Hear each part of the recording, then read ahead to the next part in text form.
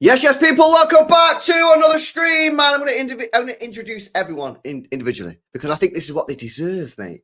Yeah, this is what they deserve. Yeah, because this is what makes a panel show. It's the panelists. But yeah, hopefully you guys are all doing well. Smash these likes up. Make sure you guys are subscribed to the channel as well if you're new. By the way, I do have Victor. Oh, you should have put Vita Glaze. Yeah, oh, bro. The spelling error kind of deaded the thing. Yeah, I am doing a Vita Glaze watch. It's Real Madrid. I'm currently losing against Girona right now. So I do have Girona on the second screen. But yeah, big up to everybody in the building, man. Hopefully you guys are all doing well. Smash these likes up on the way in. Make sure you guys are subscribed to the channel as well if you're new. The first panelist of the day who deserves the glaze is Joe Buzz. Yeah, it's me. I didn't realise it was going to be me first, so I wasn't ready for it. But yeah, I'm doing. How's it going? All right, mate. All right, yeah. I watched 3 football matches today. I did 3 watch-alongs. I did the play ratings this morning, and the United. Are you not sick of this? Are you not sick of this yet? Fucking sick of this, man. I need to win the lottery. Shit off, mate. I can't lie. But yeah, then I went to a pub, had a couple of pints, just had a lasagna. Who wants a lasagna? It was well nice, man. I can't lie. And then I thought, right, time for a panel show. But yeah, how you doing, mate? You good? Yeah. You not been to pizza? Good. You not had a pizza today? By the way, yeah. If you guys don't follow Joe Butters on Instagram, yeah, you're missing out on some quality food content, mate. Yeah, I'll be real. Yeah. It's all about 00 pizza in Manchester. If you know, you know. It's it's unreal. Yeah, love it. I've not actually had one for a while, so I've got to change that in the next few weeks. But yeah, no, I think it's the first time I've been on since the international break in it. So the results haven't actually been great, really, until this last day. But we'll get into that, I think. Yeah, nah. Facts. Yo, people. Elliot, I've sent you the link as well, brother. I've sent you the link if you want to jump on, man. I don't know if you're home or not or whatever, but yeah, big up, man. The next panelist on the show is... Ahora sí va en serio. No one, because everyone's fucking late, and I couldn't be bothered delaying the stream by anymore. Great. Right? that explains why it's just me to begin with. That explains it. Unfortunately, you're not that special, mate. But that's fine. I did wonder why I was getting a lot of back and forth before we'd actually got anybody else on. I bet other people were sitting behind. Everyone's messaging me like, "Yo, LB, I'll be like 10 minutes late, 15 minutes late." So I'm like, "No worries." Everyone's got the link. But then I seen people in this chat doing a standard thing, moaning, "Where are you? Where are you? Start the stream. So I thought, right, fuck it, I'll just start it with me and Joe. But yeah, everyone's joining. There seems to be a lot of boos now that I've joined as well. Is the one person that you could have had to do this with? I am probably not. I'm not top of chat's list. Nah, the chat love you, mate. No, that's fine. Thank you, chat. The chat love you, man. But yeah, bro, how you doing, man? You on a real? Yeah, you good? Yeah. Yeah, good. I mean, yesterday's game wasn't great, but I mean, happy with the actual result in the end. Just not the way that we got it, because I think it was pretty. Yeah, it was pretty shit on it, really. If you think about what we actually managed to do from such a strong start in that first half, and we managed to turn it into a real slugfest. Yeah, it's a bit worrying, really, but at least we actually did get the 3 points, because I think, especially with the way that results have gone today, with Arsenal and Chelsea drawing and dropping points, I think if we'd have not won yesterday, then we'd all be even angrier today, wouldn't we? Really? I mean, I'm angry with I'm not angry with the result, but I am angry with yesterday's performance. But if we'd have actually genuinely ended that game at 2-2, then today would have been a real shit panel to be doing. Oh man, could you imagine if we didn't win yesterday and then Arsenal dropped points today, man? I would have been absolutely fucking fuming. I can't even lie, bro. But yeah, man. Like, listen, like the whole thing yesterday was just a mad game, innit? You know what I mean? It was just a proper weird one. Like, where do you sort of like judge it, man? Because I'm seeing like a lot of different opinions. I was checking some of the comments on my stream I did with Sai this morning, and like, bro, the difference in opinions from different people is like, it's kind of mad. I don't really remember a game that we've played where you've got such a different type of like, you know, opinion on the match and the performance and that. I think it comes down to that, because I've seen the same kind of thing, and it comes down to the type of fan that you are. If you're the type of fan who is just like, right, at this point, I'm not bothered. I just need 3 points and don't really care how we get them. Then I can understand why yesterday wouldn't concern you. But I think yesterday was possibly the worst half of football that we've played all season. Like, in terms of like, more so because of the position we were in going into that second half. Like, that first half, it could have been 3-4-0 easy. We had no like 2-0 was good, but it could have been better going into that second half. And then to sort of just, and then to somehow manage to turn that into a game where, suddenly we're having to rely on a 92nd minute winner from Foden to make it, or 91st minute, whichever one it was, to make it 3-2. It's insane. Like there was no pressure on us whatsoever. Like absolutely none. We just found a way to sort of collapse on ourselves for somehow, like for no reason. Like it's not like Leeds were like banging at the door. And then all of a sudden, like we've changed how we play. We've tried to counter it somehow, like anything like that. There wasn't anything like that. It was just a case of we gave away a shit goal. And mate, we'll come to Mateus Nunes at some point, but that's the reason why I've always had my reservations on him as a right back. But I think but same time, right. So basically, I've been getting cooked all day, bro. Okay. Because I give Gvardiol, in fact, let me not say it, out of 10, what did you give Gvardiol yesterday? Well, he scored. Right, he scored. I'm not being funny, mate. My nan could have scored that, yeah. I mean, on his performance yesterday in the hall, I'd give him like a 6, maybe. Like it was fine. Right, it wasn't, shit. To be fair, because obviously, like he scored, but he gave them their penalty. So like, if you think that those two count, like throw each other out, then I think otherwise, I think his performance was just like fine. It wasn't anything like special other than that. Obviously, it was a dumb penalty to give away, but he did also score, so he's like part of the reason why. Are you gonna say that you gave him like a 3 or something? Worse than that. What? I give him a 2.5. Fuck. Right, yeah, to be fair, right, that to be fair, the penalty he gave away. Can I explain, Matt? Can I explain? Monumentally stupid. Yeah, go on. Explain it, because I've been getting cooked all day, right? First goal. He tries to play Calvert-Lewin offside when Nunes is all the way over there. First mistake. You agree? Yeah, that's an L. Like, why you try to play a guy offside when Nunes is over there? I mean, that. Okay, right, yeah, okay. Yeah. Then, right, I don't know if you watched the goal back, but when the ball comes through, he has the opportunity to just whack the ball out for a corner or a goal kick or a throw-in before Nunes even gets there. And then Nunes does the bozo. Yeah. And then the second goal, obviously, gives the penalty away. So I give him a 2.5 here because I was like, bro was at fault for one goal, the penalty, and then he was partially to blame. I think he's not. Does scoring not count for anything in this? That's why I give him a 2.5. So what would it have been if he didn't score? Would it have been a 1.5? I don't know. But I've been getting cooked all day. People will be like, oh, well, what did you? No, the more important question here is, what did you give Nunes? 4. Can I explain my reasons on that one as well? That is go on. He did get an assist for one of the goals, to be fair. Yeah, that was mega as well. But with Nunes, the guy actually tries to do shit. I'm getting pissed off with players that are going on the pitch, Joe, now, and not actually trying to do anything. Who are just going around the pitch. Oh, I'll pass the ball left. I'll pass the ball right. I want my players to take risks. And if you pay the price, you pay the price. And he paid the price. But bro, I'm watching so many players these days, on the football pitch, right, that don't actually do anything. And I'm like, oh, actually, you know what I mean? If you actually try something or you try to be good, but you make a couple mistakes, I'd rather you do that than not try anything, right? And, right, because chat always say Glaze Bob, or I'll be yours, Glaze Bob on that, yeah? Last week against Bayern Munich, not Bayern Munich, Bayer Leverkusen, right? Bob versus Savinho, right? Savinho was shit, right? We all know that, yeah? We all know he's bad. But then I was actually trying to do stuff.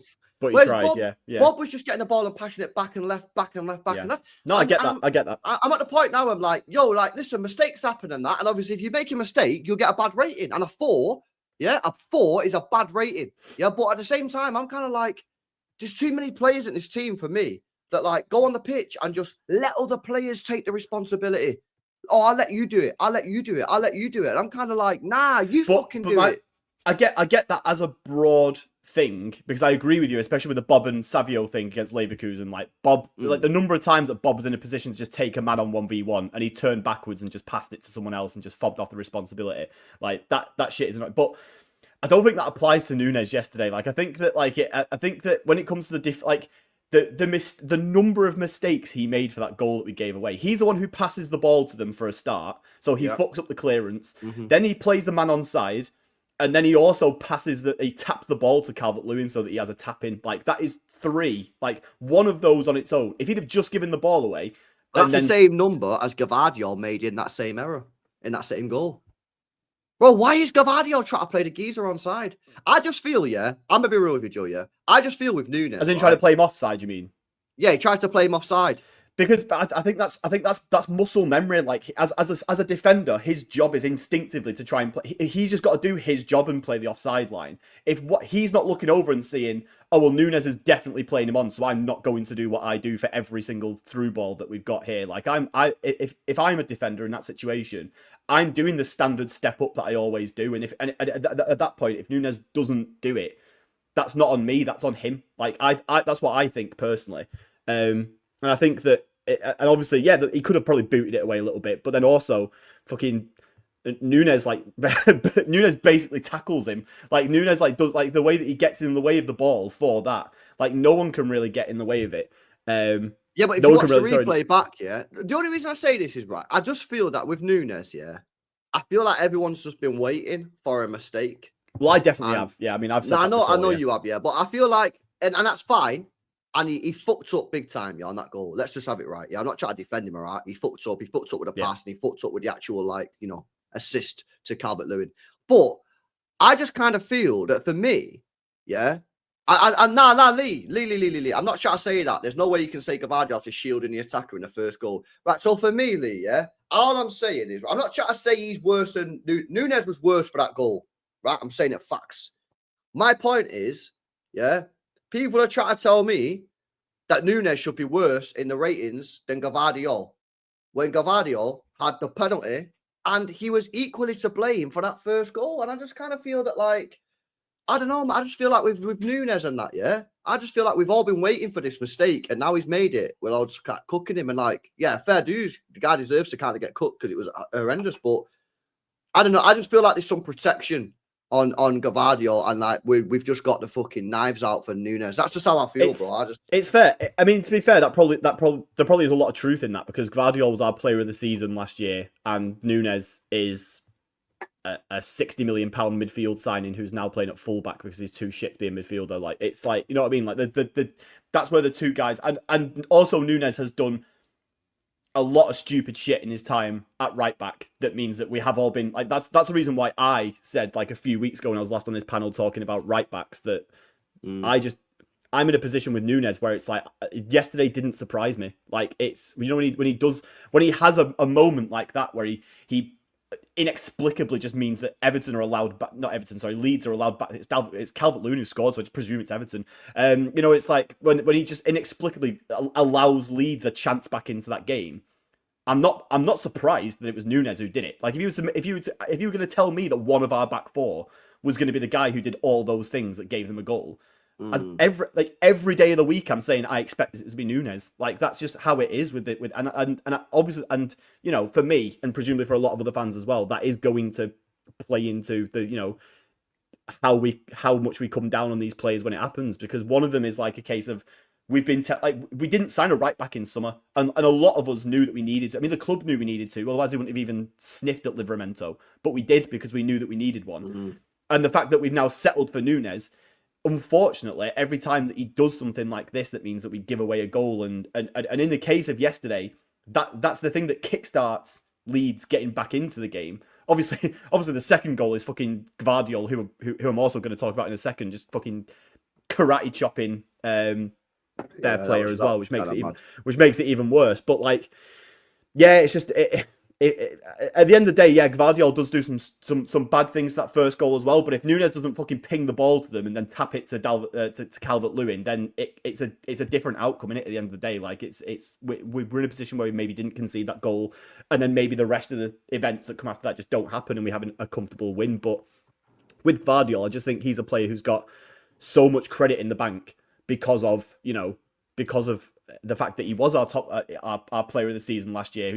He was probably comfortably our best player last season, which is why he got that award. And And I think that the reason why, to me, he looks like a guy who needs a rest. Like he's ultimately at the point where he's been talking about it for a while, hasn't he? Has he not said that he's been playing with some kind of like heel strain he's or got like tendonitis tendonitis or something like that? Tendonitis in his knee, yeah.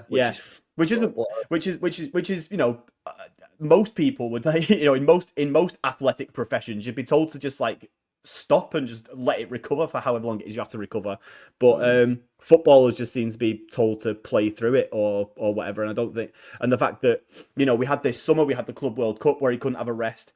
Next summer we're going to have an actual World Cup where he's not going to be allowed to have a rest, and I just feel like if we don't give him a rest in the middle of the season to actually let this recover, it's gonna be so, and it's not like we're short of centre backs. Like, I'm not being funny, but Gvardiol is probably one of the best 2 or 3 that we've got.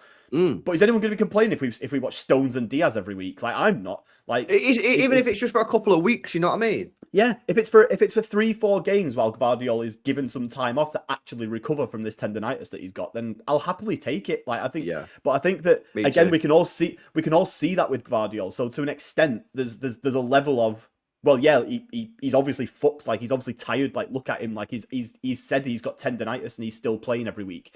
So I think there is an element of, combine that with the fact that he was our best player last season, and fans are going to be more forgiving of these like mistakes when they do come from him. Although I suspect that if we didn't win yesterday, he'd probably be getting cooked a lot more than he has been. But I think, obviously the fact that we didn't. But for me, yeah, I just think that with Núñez, it comes down to the fact that fans in general, realistically, since that derby game last season, have all been like, well, he's going to do this again. Like, this is going to happen again with Núñez, and lo and behold, it has. And but this is the first one. This is the first one all season, really, because I think the Brighton one that people was going. The Brighton one's bad. His arm's up here for no reason. Like, but it's just like but it's one of them, innit? You know what I mean? Like, this is the first proper bozo, and it's like coming at the end of November. Like, I just feel like, I don't know, man. I just feel like everyone's sort of like hamming it out a little bit too much. Like, it was a bozo error. Don't get me wrong. I'm not trying to protect him. I just feel that, like, I feel like Gvardiol was worse than Núñez yesterday, and I feel like he deserved a worse score. And when I was getting cooked this morning, I was like, nah. People was telling me I had an agenda, and I was like, hang on a minute. Yeah, this guy was involved in both goals, Gvardiol. Yeah, whereas Núñez was only involved in one, and I was just like, yeah, I don't know. Anyway, let me do some of these. Mate, I've got people in the chat saying I have an agenda against Núñez. Like, you can't have an opinion on players now without people calling it an agenda. That's just how this game works. Apparently, that having an opinion on a player that is not positive means you have an agenda. Also, Núñez, by the way, yeah, I don't know people will do this for Gvardiol because he scored the goal, yeah, but Núñez was really important in that first goal, man. He made a great run in behind, great ball by Bernardo, and he crossed it back to Foden. Oh, yeah, I know Gvardiol scored a goal and that, but come on, man. Like, the guy was a yard out. Fucking hell, anyone could have scored that. So, anyway, let me do some of these chats, man. See what you guys are saying. Built Louis, bro. Says, yes, gang. Asna and McLaren bottle job is simply lovely. Yeah, bro. I actually watched the F1 before, man. I enjoyed it, bro. I'm gonna start watching that more often. Well, I say that. There's one race left. What would be your lineup for Madrid game if Rodri was fit? I feel like centre-back should be Hudson, Ruben, Diaz and Núñez right back. What do you think? Yeah, probably, bro. I probably would I play Rodri? Probably wouldn't rush him back for that. Because the thing is, I don't even know when the guy's fit, bro, to be honest with you, Adam. But yeah, I mean, Gvardiol needs dropping from the team just for a rest at this point. But yeah. And then who do you play? Do you play Huzanov or Stones? I guess that's the big question, bro. I don't know. Big Up Solo says, we've been avoiding the convo, but lack of build-up is primarily down to number 25. Has to force it out wide, padding pressure, and treats ball like a bomb. Bro, have you seen this criticism that Donnarumma's been getting? People are blaming Donnarumma for, I don't know if Solo is, but like, I feel like Donnarumma's getting way too much stick, man. People are trying to get onto Donnarumma, bro, like about yesterday's second half, saying, oh, it's his fault yesterday's second half. And I'm like, nah, I'm sorry, bro. I don't agree with this at all. I think this is just not right, man. How are you blaming Donnarumma for yesterday's like second half performance? Yesterday I don't understand it. I just think it's mad, bro. I'll be real. There's things that I don't like about Donnarumma, but they're nothing to do with like, the way. There's things that are nothing to do with the way he plays football. I'm sick of watching him fucking scream at referees every time he concedes a goal, as if they're the reason why he's done it. Like, the Newcastle game was another one where like he concedes he's shit on a cross, And his response is to just scream at referees as if like he's been fouled, when really I think it's just a case of him being weak. And I hate it, and I know I'm going to see it. I hope they need to cut it out of him, because the other problem that I've got with him is he gets booked every fucking game because he can't stop screaming at referees. So he's one booking away now from being suspended for a game. And don't get me wrong, we got James Trafford, so that's fine. Like, it's not going to be the end of the world for one game, but it's a bit like, what are you doing? Like, just stop. But I think in terms of the way that he plays football, like, I'm not, like, obviously he's an incredible shot stopper. I don't think there's anything really wrong with that. I think he probably could have done a little bit better for their goal. Mind you, I suppose their goal yesterday, like, it was so close to him and there was nothing he could really do. But I think, maybe could have done a little bit better on just rushing out to that. But I'm not going to criticize him for it. I mean, look at where the ball was when it got hit. Again, trash with his feet. Like, I haven't actually seen that as much as I expected to. And that's probably because we're not telling him to do it. Like, there's been a couple of instances. I think the Newcastle game was one of them, to be honest, where he has played some pretty shit passes out to our fullbacks. Like, we're just playing a square pass to a fullback, and it's like you are putting that fullback in a position where he's just going to get run at by a winger, and he's got to, because the ball is square, he's got to do something that like gets around them rather than just letting the momentum of the ball go past. But that's a really minor thing. I think realistically, he isn't being told to do anywhere near any of the stuff that Edison does or has done. So I don't understand why he isn't. It's not. I'm not watching Donnarumma try to do Edison stuff and be really shit at it. He's obviously not being told to do it, and it's as simple as that. So I think that if there's any criticism of Donnarumma that can be had, it's probably more to do with his temper than anything else, because it's really doing my head in. But I don't think there's anything about his actual goalkeeping or his football ability that's really been that much. It's not really been that much of a red flag for me, to be honest. Apart from maybe the one thing that I would say is that he really needs to be more decisive when he's coming off his line, because I think the Arsenal goal, that Martinelli goal, was a good example of him not knowing whether he was coming or going. For me, that's probably the worst thing he's done since he's been at City. Yeah. And there's been a couple of other instances where he hasn't known whether he's coming or going, and it's maybe led to another chance. But the fact that I can't think of another goal that's come from that says it's obviously not that big of an issue. It just so happens that, that I just don't get how you watch yesterday, look at the shit and then go, Donnarumma. I'm sorry. Yesterday was from a defensive point of view was a Núñez and Gvardiol disaster class defensively, and it's also and like you can't point team. That. Also, Donnarumma saved the penalty. No. Like, he saved the pen. It's not. There's not much you can do about the fact that if you do save it and don't tap it and can't get contact on it that puts it well away from goal, the other guy has basically a tap in into the net. Like, you can't really do anything about that. So yeah, I mean, I wouldn't say that yesterday was Donnarumma's fault by any means. I'm not sure what the logic is of people who are saying that it is him. I don't get it, bro. I'll be real with you. Like, I'm not being funny, but the first half, we showed no real sort of I know we created a few chances in that, but I didn't think we showed any real desire to go kill that game off. And then the second half, we come out and play that utter shit. How you're blaming Donnarumma for that? For me, it's just bizarre. It felt like we came out in the second half and we were just like, this is done. Sick. We can just sort of coast the rest of the game now. And don't get me wrong, I think that their first goal ultimately comes from us just massively shooting ourselves in the foot. Whoever it is you want to put the blame on for that first goal, whatever percentage you want to blame Núñez and Gvardiol or whatever, it doesn't matter. The point is that we did it to ourselves, and that meant that from that point on, Leeds look at that and go, shit, man, these guys are anyone who's any team that's watched us this season is gonna look at that and go, shit, man, these guys are fragile. Like, there's no guarantee that these are gonna get themselves back up for it, because we've seen this season that, if we concede one goal, that can easily become two, and that's, funnily enough, that's what happened. But again, and that's why that was also us shooting ourselves in the foot as well. That I agree, and that's why, bro. Yeah, in that first half, I was disappointed that we didn't show more desire and intent to go and get that third goal. We sort of got 2-0 up, and then we just. And I'm not saying we didn't create any chances, because we did, but did we really go and try and put them to the sword? Because we got that third goal yesterday in that first half, which we should have done. That game's dead, bro. Or even when you come out, not even the first half, you come out in the second half, you go, you know what, we're going to cook them here. Get that third goal, game's done. And unfortunately, I just feel like in that we almost paid the price. That's why you got to talk about it. Like, in that second half, you come out and then you almost fucked it up, man. But big up, Tarek, bro. What are you saying? Big ups. Glad to be here on the back of 3 points. Yeah, great performance, wasn't it, mate? Well, I won't go that far. I don't think it was a great performance. It's good to get 3 points, though, nonetheless. I don't think we ever really got out of like first or second gear in that first half. We were up 2-0, but we were just kind of coasting. I think Joe might have kind of said we were kind of just kind of coasting along. And so, they came out more aggressive.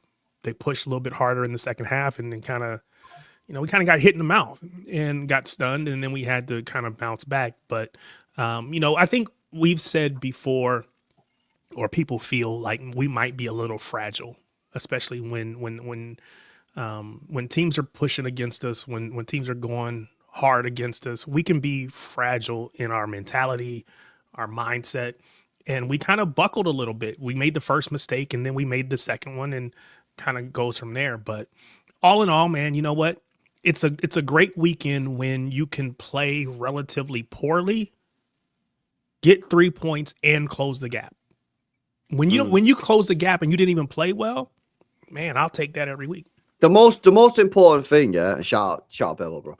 The most important thing yesterday was obviously just get the win, yeah, and obviously that's great, especially with Arsenal dropping points. Like it's been a really good weekend from a results point of view. Like 100%, like you can't complain at that. I guess it's the people watch that performance on Saturday and go, "Is that like, you know what I mean? Like, bro, that's not great." You know what I'm saying? Like, you can't play that on a consistent basis. Like, if it's not sustainable. You know what I mean? So it's kind of a weird one because it's been a great weekend, and obviously a lot of City fans are disappointed in like the way we played and the performance levels. But if you actually just focus on the results, it's been a fantastic weekend for us. Yeah. Do you think? I think that part of the. Go on. Sorry. Oh, that's what I'm saying. I don't think. I mean, I don't think we played good. I definitely don't think we played great. But. And Joe was saying it when I was kind of backstage, it really comes down to two moments where we kind of just lost our head. That doesn't mean that they weren't good. They were. But if we manage those moments better, this probably feels a little bit different. The fact that they got that first goal when we easily should have and could have cleared it. And then the heads kind of hang a little bit. Then you're kind of like, okay, is this another collapse? I don't know what the players are thinking. I know as a fan, I'm thinking that because I've seen that movie. I've watched that episode before. And so I'm concerned about, is this another late game collapse? And so when they get the second, you're really like losing it. Yeah. I thought, hey, we're going to just get out of here with the draw. Just don't lose at that point. To be fair, my show bro Charlie was like, we got this. There's plenty of time. I didn't believe it, but he did. And to the team's credit, another moment of magic from Phil pulls it out for us. So, Do you think the fact that this comes, let's say that this game comes after we had the draw, the result against Arsenal, Napoli, United. Let's say that the following game after that was this weekend where we looked like shit for half the game but still won. I think we'd all feel very differently about it. We'd be like, what? Who cares? Like, we've done it. We've just got get 3 points. But I think coming off the back of losing to Newcastle and Leverkusen makes it, and the nature as well of the Leverkusen game makes it even more like difficult to accept yesterday's performance for me, because I thought the whole point of making 10 changes against Leverkusen is that is then supposed to mean that the quote unquote first team has a week basically to rest and prepare for Leeds. Joe, you know for a fact, because I know you've been watching football a long time. That's just not how football works. No, I agree. No, I agree. But that's how, as a fan base, you're going to see it, isn't it? Like if you go like, well, you just rested all these guys against Leverkusen. I've watched football a long time, and you've watched football a long time, right? And you know for a fact, and I know for a fact, that that's just not how football works. And that's why when people talk about like, play one game a week and all this kind of shit, it doesn't work like that. No. Well, Bernardo said it himself, didn't he, after Leverkusen? He said Bernardo the reason making all those changes is a negative for the team, and that it's going to be, and that's how it's going to. And I think, So, but my point being that whatever reason, whether Pep's telling the truth about why he made all those changes midweek or not, what he said was that players need rest And yeah, a couple of players had to come off the Okay, bench, fair. obviously, for that Leverkusen game.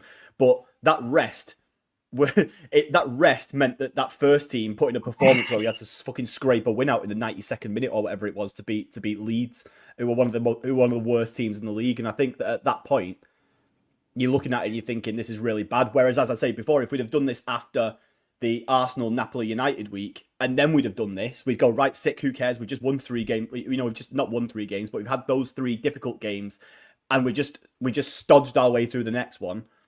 Whereas because it's that result and performance are coming off the back of a week where we've had 2 losses and haven't looked great in either of those games, in my opinion. But actually, no, sorry, the Newcastle game we arguably could have won. It came down to shit refereeing and some bad finishing. But like the Bayer Leverkusen game in particular, we were really fucking bad. And to be really bad again against Leeds for at least half the game, that's why it sort of maybe as the framing of it from fans has been a little bit different to how it maybe could have been otherwise.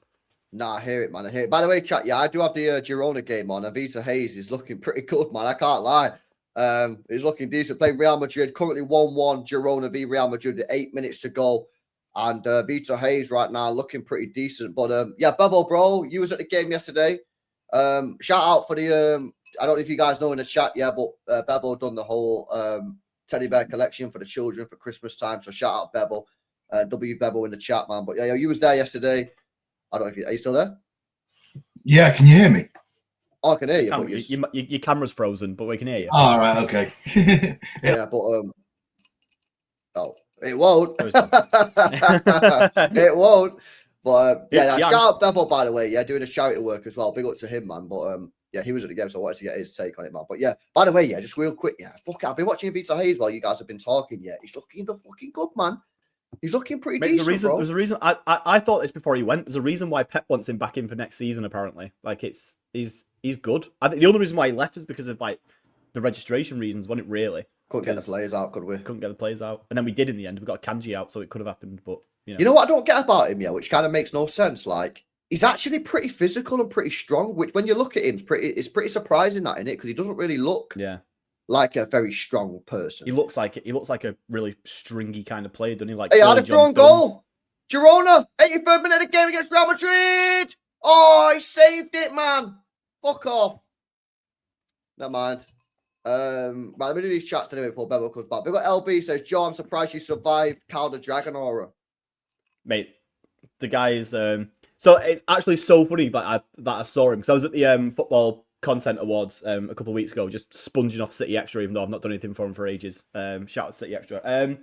So I came where we obviously, like, you've been to them before, haven't you? Like they have like the seating areas and stuff like that, and then you go to basically like the toilets at the back of the room. So I went to the toilet, came back out, and as I was walking back to our table, like there was a bunch of guys just like chatting near the bar and stuff like that. And I looked and I see this guy in a suit with dragons on it. And I'm like, there's only one man on the planet this can possibly be.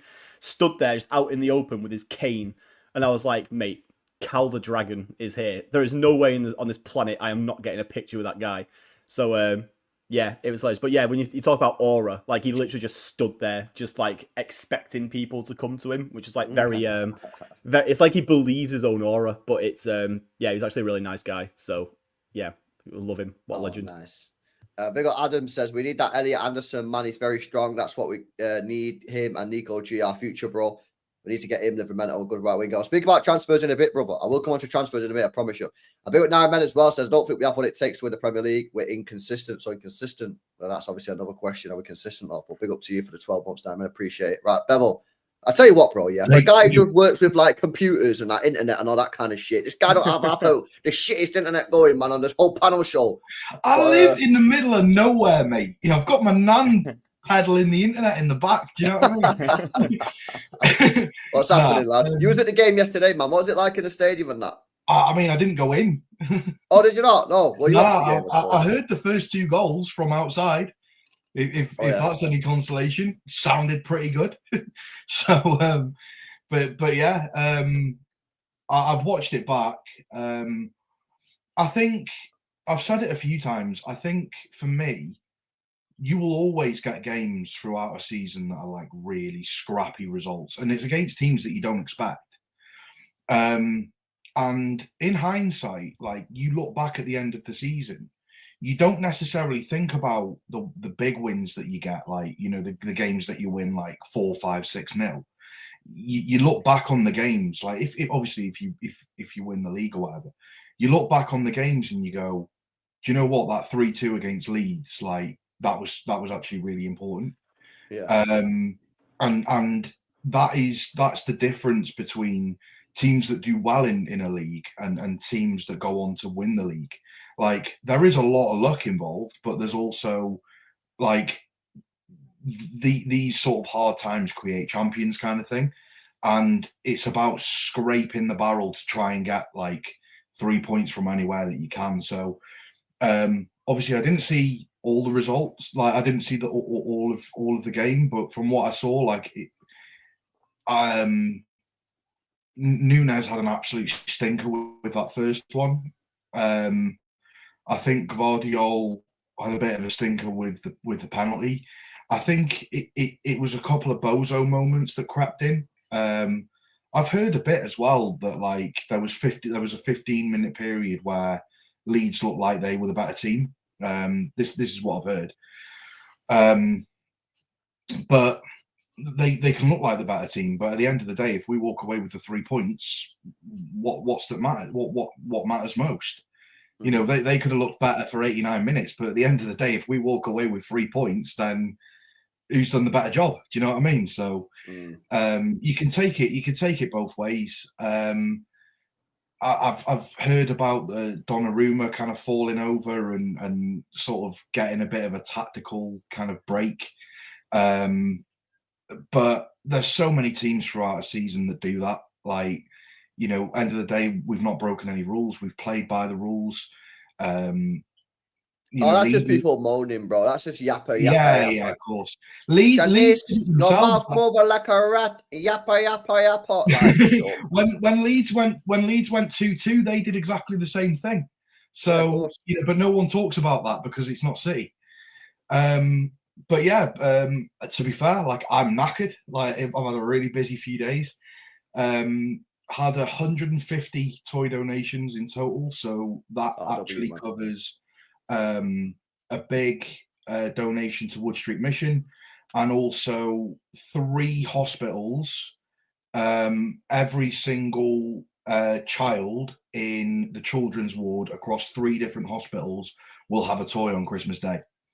So, and that's for absolutely everybody that's kind of helped push it. You know, at the end of the day, that's awesome. I can set things up, but you know, I don't have the reach that people like you do, and Amos, and you know, loads of other people have helped with pushing and making this as big as what it has. And next year it'll be bigger and better, and we're just going to keep going. Keep going and make it as big and as better as we can each year. So big up to you, bro. Big up to you, man. That's real shit as well, man. Honestly, that's real shit. Big up to the City fans that donated, man. 100%. Yeah, massive. And thanks for everyone that came up to me yesterday and said that they see me on the stream. Hey, no, I was on the show. Get off the stream. Football yesterday. They were loving it. Yeah. Right, sweet. Right, I want to start a dialogue. I'm going to start a dialogue with you guys. Right, and I didn't actually start this dialogue, yeah. My mate did yesterday when I was at his house, right, and he's a United fan. Right, now this isn't any sort of like bad shit, yeah. So everyone just chill the fuck out, yeah. It's just a question. It's just a question, right? Because he said it to me and I was like, right, you might, I'm not going to say what I said, right? But basically, my mate yesterday, right, I was at my mate's house, he said, "Can I ask you a question?" I was like, yeah. What's up? He said, "Oh, no, don't worry. It's about City." I was like, "Oh, yeah, chilling. What's up?" He said, he said, "You're Gvardiol?" I said, "Yeah." He said, "Has he actually been better as a centre-back? Because I don't think he has. I think he was a better left-back." And I sat there and went, you know what, bro? You might be right, innit? I want to ask you guys on the panel, yeah? Should we move Josko Gvardiol back to centre-back and buy a new centre-back? But should we move Gvardiol to left-back and buy a new centre-back? Because I actually thinking about this last night when he asked it me, and I actually think Gvardiol's best performances have come as a left back. So I'm going to start a dialogue, and it's just a dialogue. Don't start crying in the chat. It's just a dialogue, but I'm going to throw the dialogue out there and see what everybody says. The dialogue. I think you're talking shit. No. I agree, to be honest. I kind of think that not that we should buy a new one and move into left back or anything, but I think that I personally think he's not been much better as a centre back than he was a left back personally. I think he's actually been worse, but that's because I think he was, as a left back, he was one of our best attacking outlets at the club that we had. Was also provided so much. He was basically like a box to box left back. It was mental. Scored goals. Was basically like half an 8/striker at some points from left back. I just think that his left back game all round is so good. And yeah, he's been a decent centre back, and that partnership that he's got with Diaz has actually been quietly okay. But I think that he's not been. I haven't looked at the centre back partnership and thought, fucking hell, this is like Saliba and Gabriel level or anything like that. It's good, but it's not top class, is it? The only thing that would the only reason why I would keep him there is because we've got Nico O'Reilly, who I think is one of the best left backs if not the best left back in the league anyway. And I don't see that, obviously you could play Stones and Diaz, but I don't really see who you put in on the left side of the defense that's better than Gvardiol. Also, Gvardiol has more that's it. And I don't. I mean, we probably will if Stones and Ake go in the summer. But obviously, we're supposed to be bringing Hayes back in, aren't we? So it's that becomes a bit of a 2 out 1 in. Sorry, kind of job. But for me, I think I'm happy with him at centre back. But that's largely because Nico O'Reilly's been so good at left back that I've got no desire to move him away from that position. But has he been good has he been better as an individual at centre back than left back? I don't think he has. I think he's been a better left back, bro. I think part of the issue is and again, this is reportedly, right? Reportedly, he is struggling. He actually said this, that he's been struggling with injury for the last however many months. Yeah. So that is shaping it's skewing his performances at center back in a way that we didn't see because he was, as far as we know, at least fully healthy when he was playing at left back.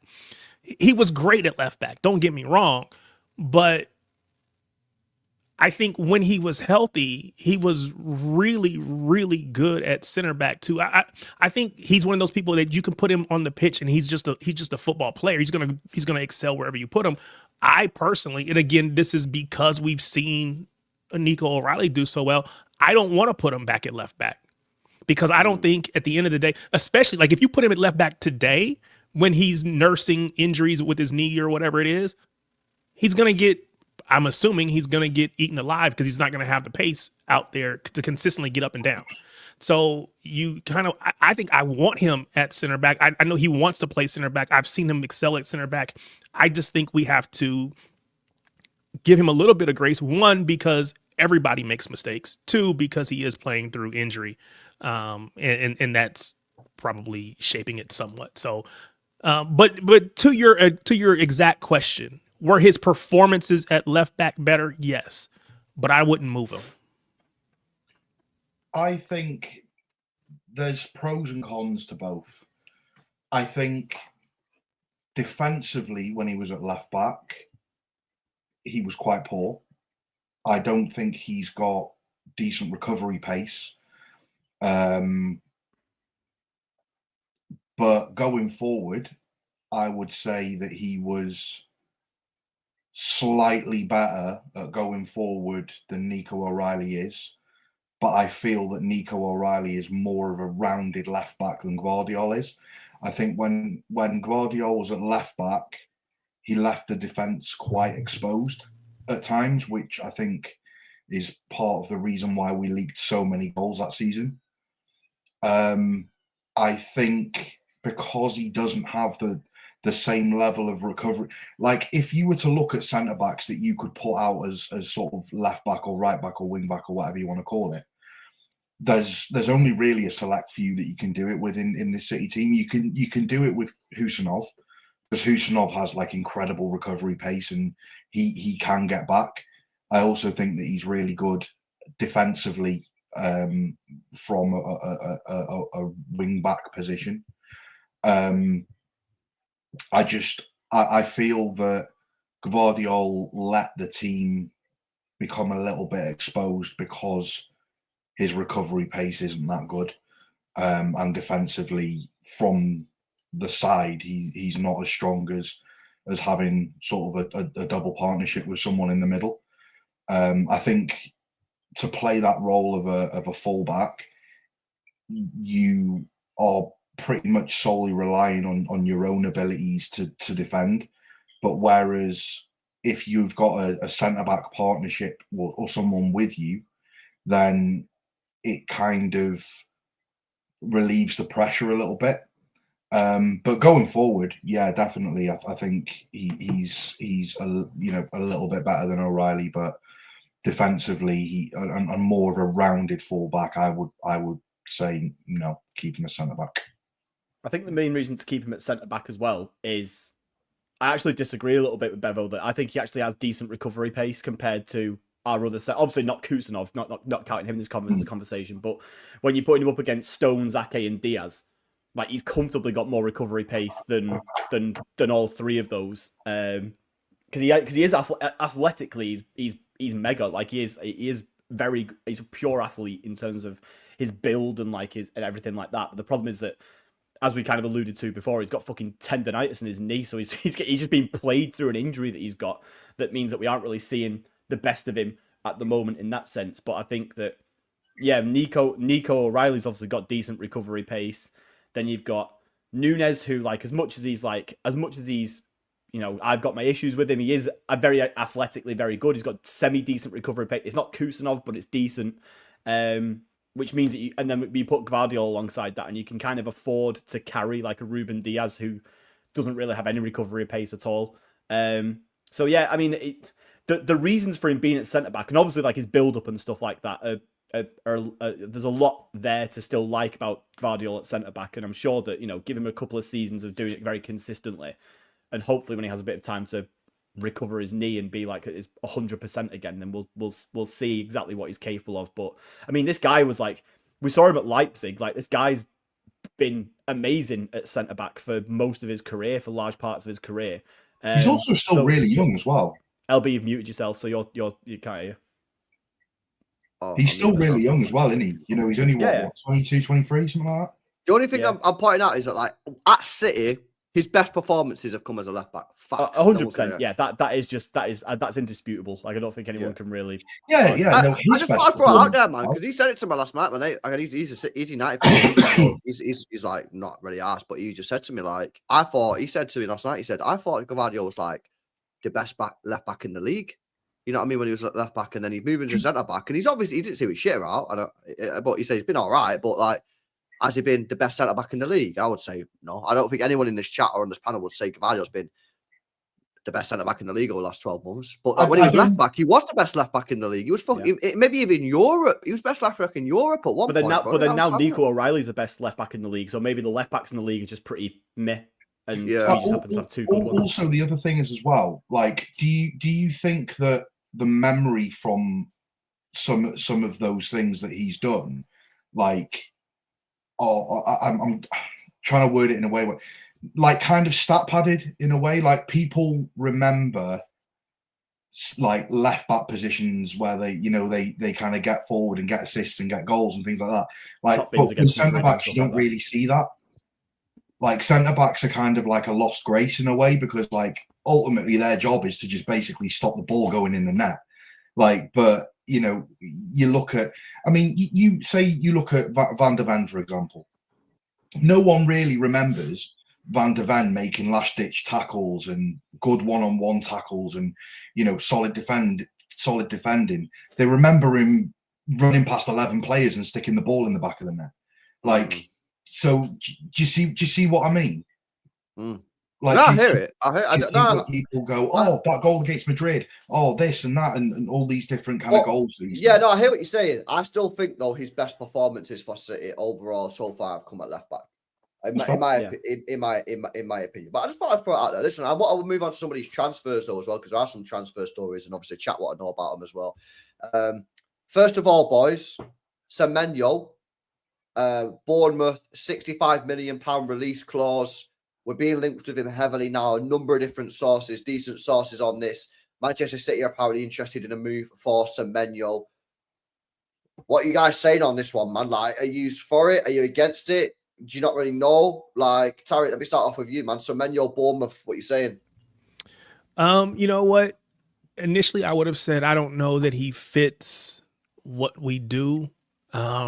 He's played well. I know he's played both sides, left and right. But I mean, I said the same thing about Donnarumma, and we see how that's going. So let me not question Pep. If Pep wants him, I'll say okay. But I mean, I think he appears to be better than what we have on the right wing. Appears to be is very kind to our current players, Fairs. Yeah, I'm Like trying. he I'm did trying. He's I'm abs- trying he's my best. absolutely Hey, 100% I have these blue tinted glasses on, and I gotta give everybody that wears that blue shirt all the respect they can get. So I think he's better than what we have. My question though, is he the level that we would want to go get? So my thing on that, yeah, is I think sign Semenyo, loan Bob, sell Savio, and then you buy another winger in the summer. I think Savio and Bob are done, man. I'm gonna be my opinion. You have to agree. My opinion, yeah. Savio and Bob, I think, are finished at City. I don't think they've got a future at this moment in time. I think they're gonna buy Semenyo. I think they'll loan Bob in January, and I think they'll get rid of Savinho in the summer and buy a new winger in the summer, and then you'll have Doku, Semenyo, and your new winger. That's what I think's gonna happen. I think Pep's had enough of Savinho and Bob, man. I think he's tried them and tried them and tried them. He's given it all the chances. They ain't delivering, and I think that's what they're gonna do. Then that makes the decision in the summer even that much more I think in the ridiculous. summer it was different. It was different though in the summer, wasn't it? Because obviously look, we don't know if Spurs actually made that 70 million bid or not. Like they talked about it, but even if let's say they did make the bid, and let's say we rejected it, who would we have got instead? The Rodrigo noise is coming out again now from his camp because he's not enjoying life under Xabi Alonso. But in the summer, it wasn't really concrete that he was actually going to go anywhere. And like it by the time it got to the end of the window anyway, he was talking about like, well, that he wasn't actually that keen to leave because of Alonso and stuff like that. Anyway, so if we'd have sold Savio in the summer, who would we have got instead? Like, if it wasn't going to be Rodrigo, who would we have got? And I think the club had the decision to make in that sense of we can sell him, but then we've got no one instead, and we're already fucking light on winger options as it is. And I absolutely understand the idea that then giving him a contract after that is a bit stupid. But maybe that's so that the club protect themselves and say, look, right, well, next time someone comes in for you, we are going to demand 70 mil because you're on a long contract now that's locked in for a while. I don't know what the logic is, but there's also the fact that he is pretty talented and pretty young. And maybe Pep thought, I've seen enough in that first season. Obviously, there's still some weaknesses to be ironed out. But for a 21-year-old, like there's a lot to like about what Savio does have. I just think that we're probably at a point where he's being given a lot of football at the moment. And I had the same issue with Doku last season. Like, I don't see what Savio isn't really showing much that he wasn't showing at day one at Manchester City. Like, I haven't seen a major leap forward in his development since he's joined the club. It looks like he's kind of the same. It looks like he's kind of the same kind of player that started here. So I think that he's probably one who you would think of if there's going to be someone if there's one or two wingers who are going to make the way out the door. Savio seems to be the most sellable because we were already having this conversation about him in the summer where it's like, well, if he goes, then are we that bothered? So the only thing that I would say to that though is the conversation around him, the comments that came out after the fact were, again, whether the actual offer came in or not, we don't know, but the quotes were about how he's super talented. He's all these things that they were really hyping up this player. And again, you have to if you're gonna keep his value high. I get that. Yeah. But if you truly believe that he's that talented, he has that much potential, and he's got this his ceiling is that high, then you don't change that over the course of 4 months. That's a very good point by Tarek there, chat. Yeah, that's a very fucking good point by Tarek. If he's what did you say he is? I don't. He's so good. Where you give him that new contract, you reject 70 mil. Yeah, we obviously don't know that, but let's just say that did happen. Yeah, we rejected 70 mil or 50 mil, whatever. The default bid 50 mil, right? You reject 50 mil, then you give him a brand new contract. Yeah. And then 4 months later, you're like, actually, this guy's shit. Let's sell him. Yeah, that's why I just don't think that happens. I'm Maybe it should happen, but I don't know if it does.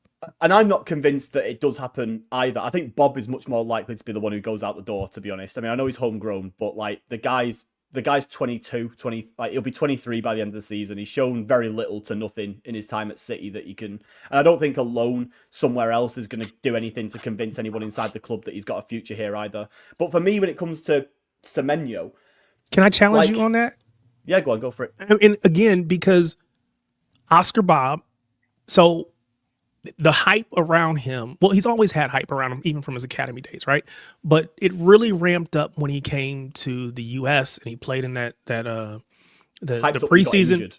Well, he played in the preseason, and he was the best player on the pitch every match out there, regardless of if Haaland was out there or whoever else. Again, so some of our players, Jack Grealish was good, but he wasn't better than Bob in those. Not to me, seeing him in person, watching it in live, right? He was the best player in my opinion. So it raised the level. Now the issue is that could be just inflated because it's preseason. I don't know that, right? Because to your point, I haven't seen him do it in a game that actually counts. Part of that is because he got hurt and it kind of took the momentum away. All of those things. But I also know that this dude is a Norway international player, right? So now maybe we just say it's just Norway. It's not that big of a deal to be on their national team, but he is. He hasn't always been great for them because his coach kind of ripped him one, but he is playing at international level. Savinho isn't playing at international level yet. Now, there's a difference between Norway and Brazil. I get that. Yeah. But I'm just saying, I think it's probably still too early to say on either one of them that they're not going to make it. I do believe he needs to go on a loan as far as Oscar Bob. I think he needs to be playing consistently. He's not going to get that at City. He's not going to get the time. For me with Bob, I think he's a player who, he looked great in the last preseason. I think we were all very sort of happy for him to become a first team player and see what he could do. But I honestly think that the moment that he got that leg break, his stock went from there to there. And that suddenly meant that everyone was thinking, how many times did we hear last season? Just wait till Bob comes back. Once Bob's back in, this winger situation is going to look totally different. And he's come back in, and the situation hasn't looked any different at all. If anything, he is one of the problems in the wings, that he's just not producing anything. Like we were talking before about the Leverkusen game before you guys joined, and how like he just doesn't take on a man. And that's like, maybe there is a little bit of the fact that he's lost some confidence since breaking his leg in that. I don't know, but I don't think I've seen a single game this season, apart from the Wolves game in the first game of the season. But fucking hell, we've seen how bad Wolves are since then. Like that, I don't think we can count. I don't think we can even look at Reinder's performance in that game anymore. Everyone against that Wolves team, that game means nothing to me anymore, judging by how the season they've had. But can I challenge you on something? Go on. You're a massive Jack Grealish fan, aren't you? Yeah. Did he ever take on a man? Yeah. There's a misconception that he didn't. I don't know, this idea that Jack Grealish never took on his man. Mate, look at his highlight reels. He does it so much. Like the problem is that he never fucking shoots. That's the number one problem that he's got. The guy was allergic to taking a shot. It's mental. But anyway, look, regardless, that doesn't matter, because everyone hated Jack Grealish for not taking on his man and not scoring goals. So we can't now defend Bob for not taking on his man and not scoring goals. So I think that, like it's I don't know. For me, I just don't see anything from Bob that makes me think that. So obviously, this all starts because we're talking about the Semenyo situation. Now, I have a different issue with the Semenyo thing, and it's that we already signed a guy for like 50, 60 million last January, who is now holding bench for everybody else and is not getting any fucking minutes. So I'm fine with the idea that, we're going to bring this guy in, but is he just going to be let's have a 6-month plaster on the rest of the season and then who off to the bench you go after that kind of guy? Because if we're going to sign Semenyo in January, and then in summer we're going to sign, let's say it's Elise, for example, then I'm pretty sure that Elise and Doku are going to be our starting wingers. Where does Semenyo go then? Where does Marmoush go then? That's one less spot for Marmoush. Well, Semenyo can hold bench in that situation. That's fine because we need bench players. This is the other side of things, right? It's like, yeah, cool. Like we want a squad where we have players of that quality sat on the bench instead of the current Savio/Bob situation that we're currently in. But my point is that like our wingers aren't perfect now. And Marmoush is still not getting games. Like we're in a position where there is no reason in my mind, and the chat aren't gonna like this either. I think Doku since this last international break has been in pretty droppable form, to be honest. I think that based on the last 3 games, I'd be happy to see Marmoush come in for at least one game just to see what he can do out on that left wing. I wouldn't, but. I mean, no, I don't care that Pep won't. It's not a huge problem to me because he has still, like, obviously he's still capable of being as good as he has been this season.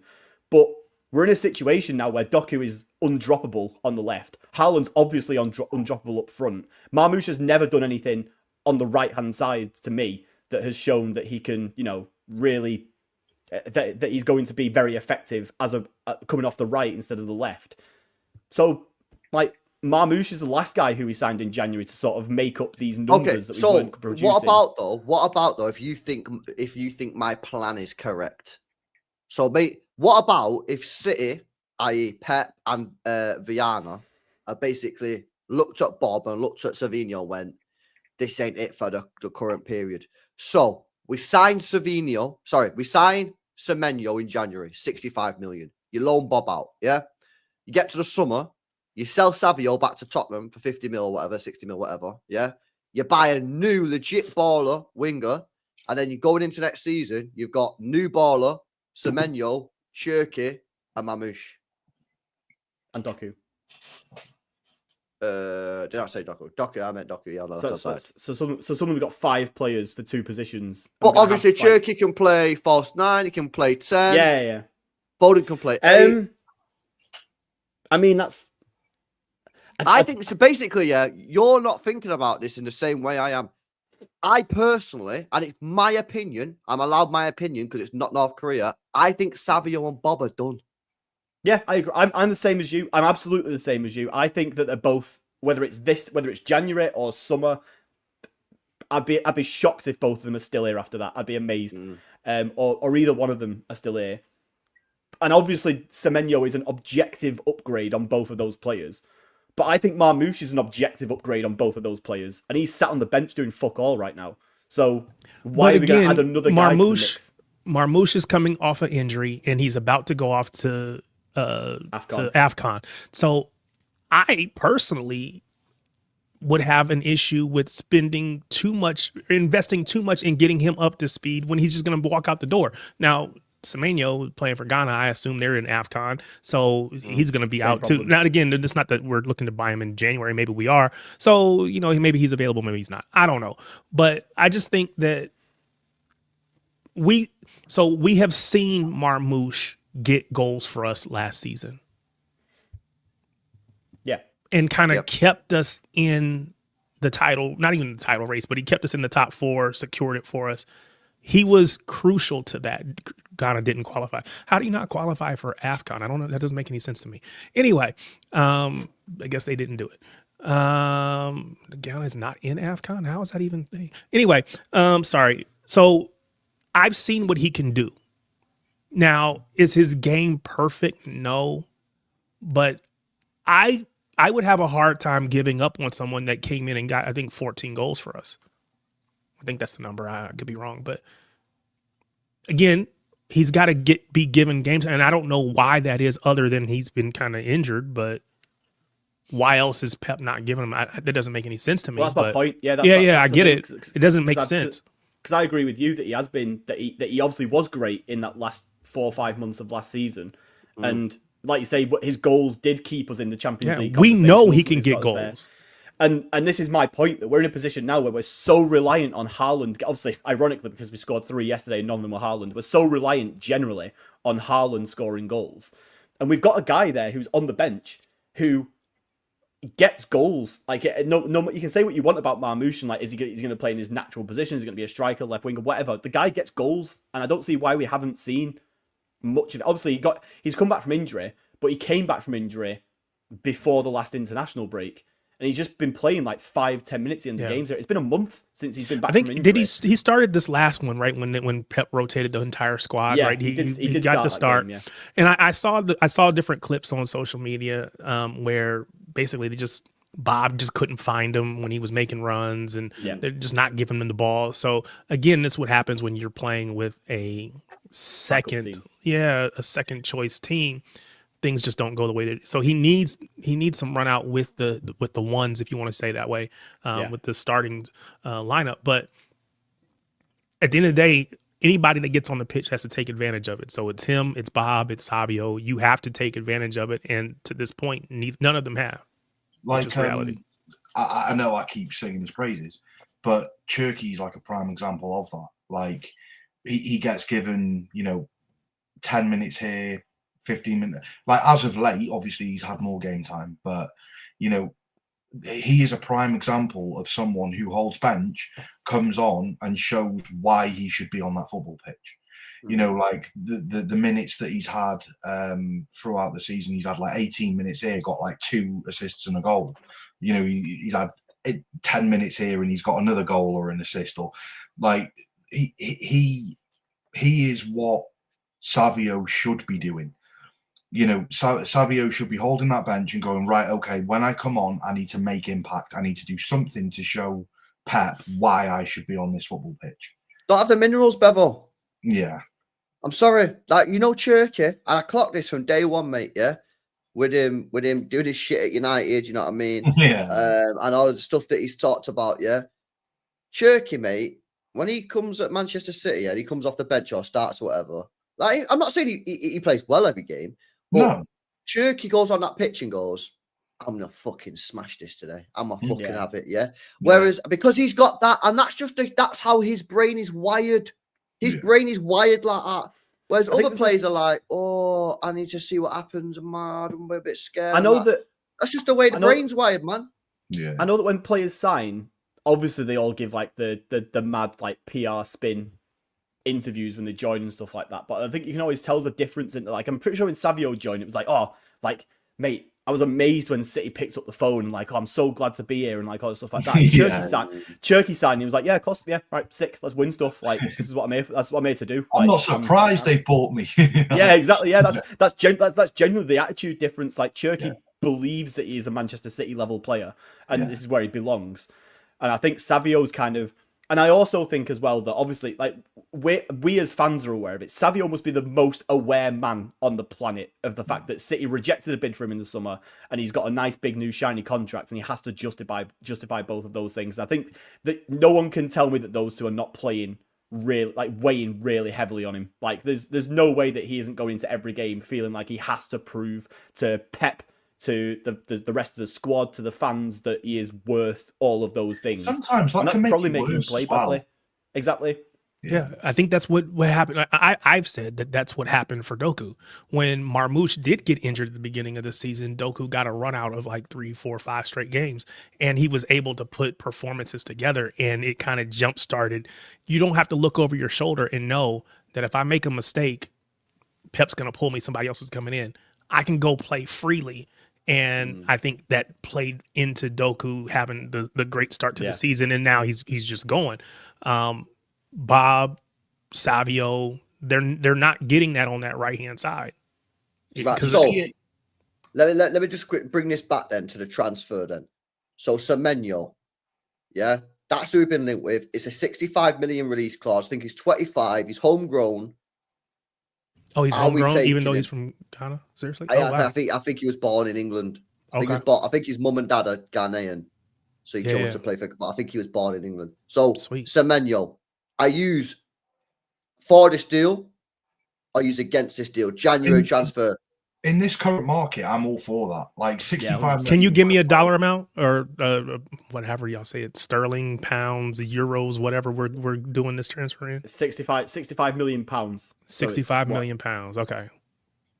So in that current market, like when you think that Liverpool paid literally double that for Wirtz, like, and the fact that he's homegrown, for me, I think in that current market, and I'm pretty sure he's still like pretty young as well. Like he's not old. 20. He is 25. That's what I mean. He'll be 26 in January. January 7th. He'll be coming into his prime in the next year, 2 years, something like that. So for that price in the current market, like I am all for that. Yeah, I think it was homegrown, which always seems to add value to the price of players anyway. Yeah, I think another thing about it as well is if we don't do it, one of the others is going to do it. Liverpool are going to do it. Arsenal are going to do it. Like one of those guys are going to do that deal if we don't. And it feels like a case of at the end of the day, as much as I might have my reservations because I can see that Marmoush is the guy who we did this for last January, and now we're in a situation where Pep seems to just not want to put him on the pitch for whatever reason. Semenyo ultimately is a unequivocal, like, guaranteed upgrade on two of our three wingers that we've got at the moment. I think the thing with Mamouche, it's quite difficult at the moment to drop Doku with the performances that he's having. I don't think that Mamouche would be very good at right wing, and I don't think that I'd want to move Doku to right wing, given the fact that he's been done really well on the left. Really well cutting inside. That's my point. I don't want to move him. People say, "Oh, move Doku to right wing." Wait, I waited fucking 3 years. I know. Yeah, he's not playing well. He's finally actually good. We can't risk moving him. Nah. Whereas Semenyo is like literally strictly right wing, or you can play him as a 10 as well. So he can do both, can't he? He's been playing a lot off the left in the first half of this season, in the first bit of this season, which has been So I mean, like they say, it's a no-brainer in terms of does it improve our squad? Yes, like and it's 65 mil for a homegrown guy. He's like you say, he'll be 26 in January, so it's like a good 4 or 5 year transfer minimum. It feels like it's got everything about it that you should absolutely say yes to. I just hope that it doesn't, as long as it doesn't impact our ability to do the serious business in the summer that we have. That's where I was going to go. So let's just say that the club has 150 million and we can spend 65 on him and then whatever the remaining is, what is that, 85 for somebody in the summer, or you just drop the full 150 or whatever it is on use Elise since he's the flavor of the month. If this is going to stand in the way of us getting to Elise, do you still take that money? If that's the genuine there's no choice, guarantees, of course, but if you spend the money now, it's not available in the summer. Also, the thing is, though, is if he does come in and performs really, really well, like, do you have to go back into the market for another right winger? That's a good fucking point, bro. Yeah. Also, just to sort of like tag on to what Bevo was saying, is if you don't get Semenyo, then you might not win anything because your winger option is so bad that like you're basically just fucking the season off to not get Elise in the summer anyway. And then you get to summer and Elise says, "Nah, I don't want to join Manchester City." And then you're like, "Oh, well, we've just fucked the whole season off, basically. We might as well just Semenyo's already at Liverpool now, so there's nothing we can do anymore." And then you're fucked as well. So for me, listen, I'm not out here saying, we must sign Semenyo, we must sign him, But like, if the deal's on the table and he's better than Savio and he's better than Bob, that's just a fact. You know what I mean? And he can score goals. And I don't know if you guys have seen that. I'll see if I can get the picture up in a minute, But someone sent me a picture and it was basically every single player in the Premier League this season, whether they shoot more with the left foot or the right foot. And he's the most two-footed shooting player in the Premier League. So he's very balanced, basically. He can shoot with his left, he can shoot with his right. So people saying, he can only play off the left, he can only play off the right. He can shoot with either foot, according to the stats. You know what I mean? He's not more two-footed than Cherky, though. Like that's a myth. Well, just going off of how many shots with each foot or whatever. Yeah. I think for me, you kind of got to do it, haven't you? Really? Because I think even though as I've already said, I've got the reservations because of what Marmoush is doing now. But I think at the end of the day, Bob, we can sell for easy 40 mil to someone. Someone's going to take him off our hands for 40 mil. That's 40 mil of pure profit on the whole like PSR shit. Savio, if we get 50 mil for him, that's probably still like 35, 40 mil on the old PSR because of how much we actually spent on him when we bought him from wherever it was. Yeah, so I think that, so, you know, we're in a position where signing Semenyo come the summer, as Tarek said, if there is like an option, if there is a choice to be made between like how much of our budget it might take from summer, well, the sale of one of the other wingers will claw most of that budget back that's been spent, if not all of it. So I mean, yeah, I'd hope that getting rid of if we get in Semenyo, it's not going to affect our summer business too much, because that would be my only real major concern, because obviously it's not just wingers that we've got to look at in the summer. We're also linked pretty heavily with we're also linked pretty heavily with Anderson. We also, as Bevo said, we need a fucking right back. Like, we seriously need one. Like, and I think that there's some. Those are three positions that I don't think we can go looking in the bargain bin for in summer.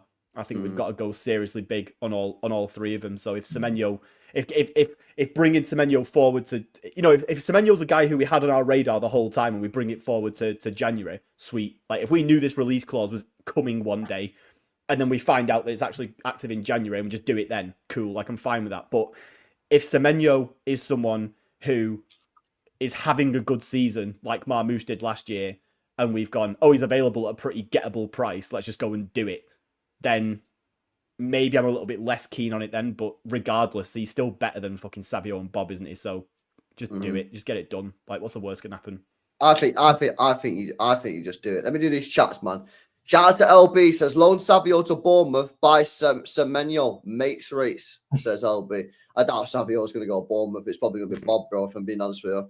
We got Oscar, who says, sick of the wingers. There should be an inside forward system. I actually agree, especially when it comes to Bob. I think Bob needs to be closer to the middle man rather than out on the touchline, because he's more techie player, isn't it? Yeah. But yeah, I'm with you on that one. It's like when we play Docu on the touchline. Ain't nowhere near as good as he is when he's inside. So I agree with you, bro. I'm a pro. Big up Oscar, big up LB. Big up Nicholas says, a major topic to think about is whether Semenyo can provide Haaland with service. Well, you either got to provide Haaland with service or you got to be scoring goals. Get your own. Ideally, take some of the pressure off him. I'd like you to do both. If you're elite level player, you can do both, but you got to do at least one of them, man. But yeah, anyway, that's the winger talk. Listen, Martin's there as well. Big up Martin. How you doing, mate? You good?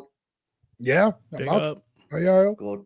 We're just on we spoke about Leeds. We're just on transfers at the moment, and obviously we've now been linked officially to Elliot Anderson. Chat, the guy I've been glazing this guy all season, and you guys have been telling me he's a mid player and he's an average player and he's shit.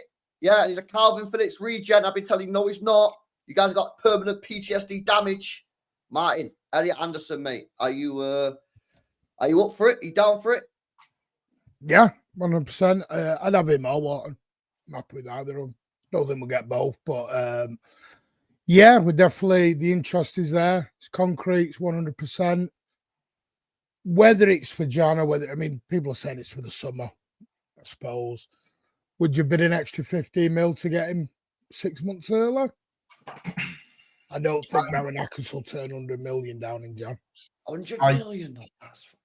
I can't see him coming in January for the simple reason of I think we've got too many players that can kind of play in that position. I think we would be bringing Elliot Anderson in on the basis that Bernardo Silva leaves at the end of the season, which Bernardo and Kovacic. Yeah, which looks like quite likely to happen. It's not going to happen in January. This one's a summer transfer, man. I think, honestly, lads, I think he's fucking mint me. I think you guys in the chat, some of you guys have got Calvin Phillips PTSD. You don't want to sign any more English players. Yeah, I think you're going to regret it. Honestly, I think he's top class. I really, really do. I think he's got everything that we're looking for from a midfielder. He can get stuck in. He's got tech. He's got box-to-box energy. Yeah, and he's physical as well. I'm telling you, man. You guys have got to drop the whole Calvin Phillips thing, mate. Yeah, otherwise you're going to be ruined for the rest of your life. I was just going to say the other thing to take into account is the fact that Martin actually mentioned it to me yesterday when I saw him, and it makes total sense. Like, people in chats and things are saying, "Oh, I wouldn't pay any more than 35 million for him." He got sold from Newcastle for 40 million, so they have to make something on him. So, I think it's whole mad. talk of go on. No, I was to say it's mad that like the amount of money that is being sort of it's just standard now. And like if you're a Premier League starting midfielder and you're young and English, it seems like 80 million plus is just like the amount that you're going to get quoted for him. And I think, to be fair though, as you can see here from these stats, like I know that stats don't necessarily tell the whole story of how good a player is, but he's pretty fucking good in here. Like it's crazy how like he's been, and he's only 23 as well, Joe. Yeah, he's young English, and he's already an England player, so he's going to be an international for a while. And this doesn't matter to Manchester City, but do you remember, was it like 6-7 years ago where it felt like half the starting 11 was City players in the England team? Like bring that back, man. Like it was just like we need more of that. That's why I don't get the England. I mean, I get it with the Calvin and everything else, but we're Gareth Barry, Joe Hart, Milner when he was here. We have had some very good homegrown English players. Sterling, we have had them. We can't just because Calvin Phillips didn't work. That's it. No English players ever working ever again. And like is it really because he's English, or is it because people don't trust our ability to scout midfielders right now? Because if you even Reinders has been to use what's in the chat. He's 6'7", right? Now, to be fair to him, he's got like 5 assists. But how many? We can look at how many times he's not scored or not made the. So again, I'm not knocking Reinders, but I'm just saying that I don't know that we've had a guaranteed hit midfielder since Nico Gonzalez. And even that people were like, get him out of my club. Have we forgotten how we were killing this guy as a fan base? So I just think that midfielders in general, we just don't trust that whether it's Pep or whoever, Viana, know how to go get one. I think the part and parcel of the problem is it's not a juicy signing. It's not like people look at it and go, oh, from Nottingham Forest. Like, it's not someone that we're bringing in from PSG or from Real Madrid or from Barcelona. Yeah, like, it's not sexy. Like people are going, oh, Elliot Anderson, I want Pedri. Like, because it's not like a staple name. Sure. People are just like shrugging it off. But we've never bought there, Bevo. I know. When was the last time we bought from any of these? It's going down. They just want tasty names. Yeah, but Bevo, you might be right, bro. But yeah, what people have to focus on is the guy a quality player? Yeah, no, I'm with you. I think. No, I know you are. That's what I'm saying. I agree with you, bro. It's like, yeah, like listen, like if we can go and get Pedri and these fucking ballers and Dembele and Vitinha, then I'm all down for it. But it's obviously not always realistic. You've got to buy quality players, and I'm telling you now, yeah, this Elliot Anderson is a baller, mate. And I think he's got everything that we're looking for in that midfield. He's an elite player. Every single him already. So every top club is looking at him. Yeah. That's not an accident. Yeah. No. It's because he's not from Real Madrid or from Barcelona. It's because people don't watch Forest. Like, I mean, it was the same when we were linked with Morgan Gibbs-White. A load of people were saying he's not good enough. And yeah, maybe that's a bit more of a debate there than Anderson, because I don't think there's any real serious debate that whether Anderson's good enough for a top 6 side or not, because I think it's pretty fucking obvious that he is. But Morgan Gibbs-White was another one where we were linked with him, another Forest midfielder, and everyone was just like, oh, Morgan Gibbs-White, like, what? And but I thought personally, if we'd have signed Morgan Gibbs-White, I wouldn't have complained at all. I think he's fucking great. So I think that a lot of people just don't watch, which is weird because on the other hand, like Adam Wharton seems to get quite a lot of glaze from people, and I don't see like Palace as any more of like a sexy club than Forest in that sense. Is Wharton more of a fit for how we used to play versus Elliot Anderson more of a fit for how we've been playing this season? Profiles, bro. I think for me, Adam Wharton's a 6, man. I think Adam Wharton. Right, but is he more like a Rodri? He's gonna get on the ball, spray passes, break up play here and there, but he's not. Whereas is Elliot Anderson more of a? And I say this to you on your watch along earlier. Kind of, we saw what Caicedo was doing today. Now, again, he went over the top with it, literally over the top, got a red card, but he's got to be constrained a little bit. But just that all action, physical, go, is Elliot Anderson going to give me more of that, or is he going to give me? Tarek, for me, he's the guy that you sit next to Rodri or you sit next to Nico, and he just does a bit of. He's your Gundogan replacement that we've. So been then, where's Reinders playing? Right, I understand competition for places. I get it. Competition for places, mate. If you're better, you're £50 million player. You're 27. Are you better than Anderson? If you are, sweet, you'll play every game. Like competition, man. You know what I mean? Yeah. Or 10. He can play 10. He can play 8. For me, I'm just like, I want players in this team that are good players. And this Anderson guy, for me, I've been saying it from the start of the season. Every time I watch him, the guy's mega. And every time I watch this Wharton, he flatters to deceive, man. I think this Wharton guy is mad overhyped. I think he's mad techie and that, yeah. But I don't think he's anywhere near as good as Anderson. I'm gonna be real with you. Also, being an elite club as well, right? We're looking to go far in every competition. And this was what I was saying about James Trafford.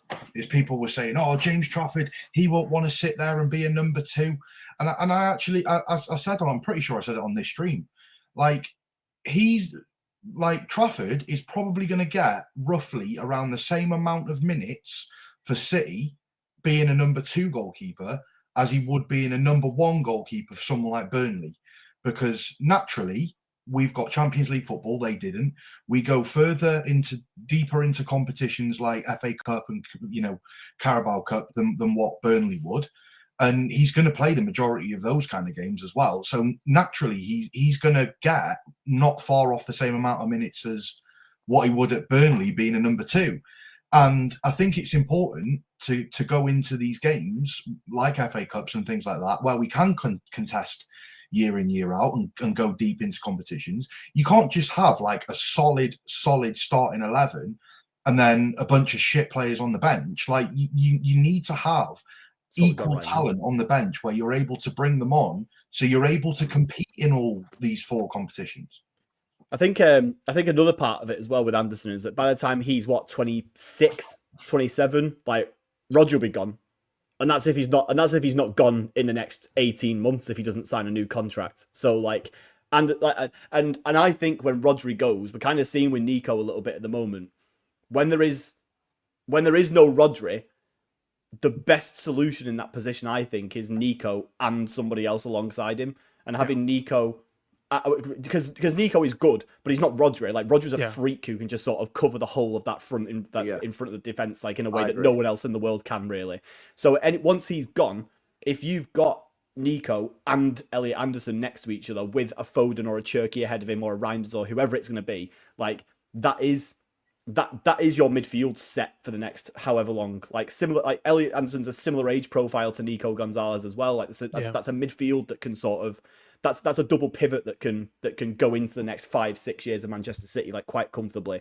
And I just think I think it makes so much sense for so many reasons that I'm concerned that means that it won't happen because it just makes so much sense. And I think that it's just I just think it's going to be a serious bidding war in it for him next summer. But I imagine, like most of these bidding wars, he'll have probably made his own mind up of where he wants to go by like January, and then it'll just come down to numbers in the summer. And I just hope that it's us that he wants to join rather than like United or Chelsea or whoever. I think City are going to move early, because the World Cup's coming up. Very similar. Do you remember that like Arsenal did with Declan Rice? They went in, we did with Haaland. You go early, get the deal sort of done. He can go away to the World Cup, come back, he knows where he's coming to. And to me, that's I think you'll see a lot of that. I think you'll see a lot of deals get pre-done, pre-World Cup. Because the trouble is, that's the problem, A lot of people go into the World Cup, they'll get a deal done, and then they're coming back and they're messing around. Yeah. And you want to make sure you've got that deal done early. And you made a great point about Rodri as well. Is I think if Rodri doesn't sign that extension, I think they'll sell him this summer. Because I don't think they'll let him go on a free. Well, if he doesn't sign a contract, that means that's because he wants to leave, innit? Like, that's just a fact. You get him. I think they'll get the money for him. How much is he on now, Martin? Rodri, to summer 250. He wants he got stopped because he wants. They're obviously talking 350, 400k. 3-4 year deal, and that's what City offered him, that didn't they? Because that's what Sam said. You're not going to post injury. You're not You going know, to do exactly. You can't give someone that kind of money on that term and you don't know whether he's going to break down. So do we know if City have pulled the contract pending fitness recovery, or is Rodri just saying, I'm stalling on the contract? No, he's been pulled by both sides while he works on his fitness. Yeah, but it's which is going really badly right now. Yeah, prove you can get fit, which, if you notice, Pep's been very coy about him. We'll say he's developing. He's not even been on the bench yet. Yeah. I know, man. I'm surprised. I know people have got this big habit, but to me, and I think I think Nico G does need a bit of help. I thought he looked tired yesterday a little bit. And I've said this time and time again, bro. Nico G needs someone holding his hand. Yeah, that doesn't mean I don't like him. I think he's been absolutely fantastic this season, but I don't think, and this is, I think this maybe Bevel was saying it earlier on. I think it was Bevel. He was saying, it might be Joe. I can't remember which one he said. Sorry, lads. But what he was saying that basically, like, Nico, can't do what Rodri can do. Rodri, when he plays on his ones, can basically cover that whole midfield on his own. Nico, I don't think he can. I think he needs someone next to him. And this is why I think, Elliot Anderson and Nico Gonzalez going forward could be a real thing if Rodri ends up going forward. Because then you've got Nico, Anderson sits next to him, and then Anderson just goes forward and joins the attack because he's got the tech to do that. Yeah. I just think that's the way forward. And man, Nico's got that ability as well, which is great that both of them can do that. Like, we've seen Nico sort of get involved on the other end of the pitch as well and sort of play those like lofted balls over the top that Rodri's been doing for so long. I think I personally think it seems like it's a bit like De Bruyne, in it, where when De Bruyne went, like, I think Pep said that you need like multiple players to replace what De Bruyne can do. And I think that we've probably seen a little bit of that with Foden doing what he does, and also like a Cherky coming in who's just pure chance creation, sort of complement that. And I think Rodri going out the door will be exactly the same thing. You need two players to do what Rodri can do because of just what a kind of mad, Ballon d'Or winning freak he's been. I think even if he stays, realistically, Rodri is not going to be that guy. And I still want him to stay, but he is just not going to be that guy again, realistically, as he posts this injury. And I think that's fine. So even if he does stay, it would be nice to have an Anderson who can sort of play alongside him, or Nico G, or whoever it is that plays next to him, so that if he does need a bit more help in the defensive cover side of things, they can do it. And I think that's why, it's also why I prefer it to Wharton, because Wharton, like you said, LB, like he's very technically great, but I just don't see how he would fit into our. I think he's a deep lying sixth playmaker. Well, we're still looking, as mad as this is. We are still looking for our Gundogan replacement. Now, obviously, we signed Reinders. We thought he might be able to do it, but right now he ain't doing shit. Well, Kovacic was more of a short-term squad rotator, wasn't he? Let's be honest with you. So we're still looking for our long-term 8. Now, obviously, Reinders, we thought was going to be that, but at the moment, he's showing no signs of being that guy. And I think Anderson can be that guy, and he can probably fill in and do a job at 6. You know, like Gundogan used to do back in the day, when Gundogan used to play at 8, but then when Rodri got injured, Gundogan just played as a 6, and it was fine most of the time. I think that's the sort of thing to do, man. And I don't know, I really, really like him. And I say this to people, man, if you've not watched him, just watch him a couple games, man, and I'm sure you'll be convinced. I watched him for Forest, man. I've not seen him have a bad game. I watched him for England. Unbelievable. I'm watching Wharton. I'm so uninspired by this guy, man. I think he's so overrated. I think his technical ability, which is very good, is carrying his massive, massive flaws. I think he's got mad flaws, bro. He got hooked off again today. Every time I watch him, he gets hooked. So, that's where I'm at with it. Anyway, let me go to some of these chats, boys. Shout out to Massam. He says, we've got the most PTSD fan base.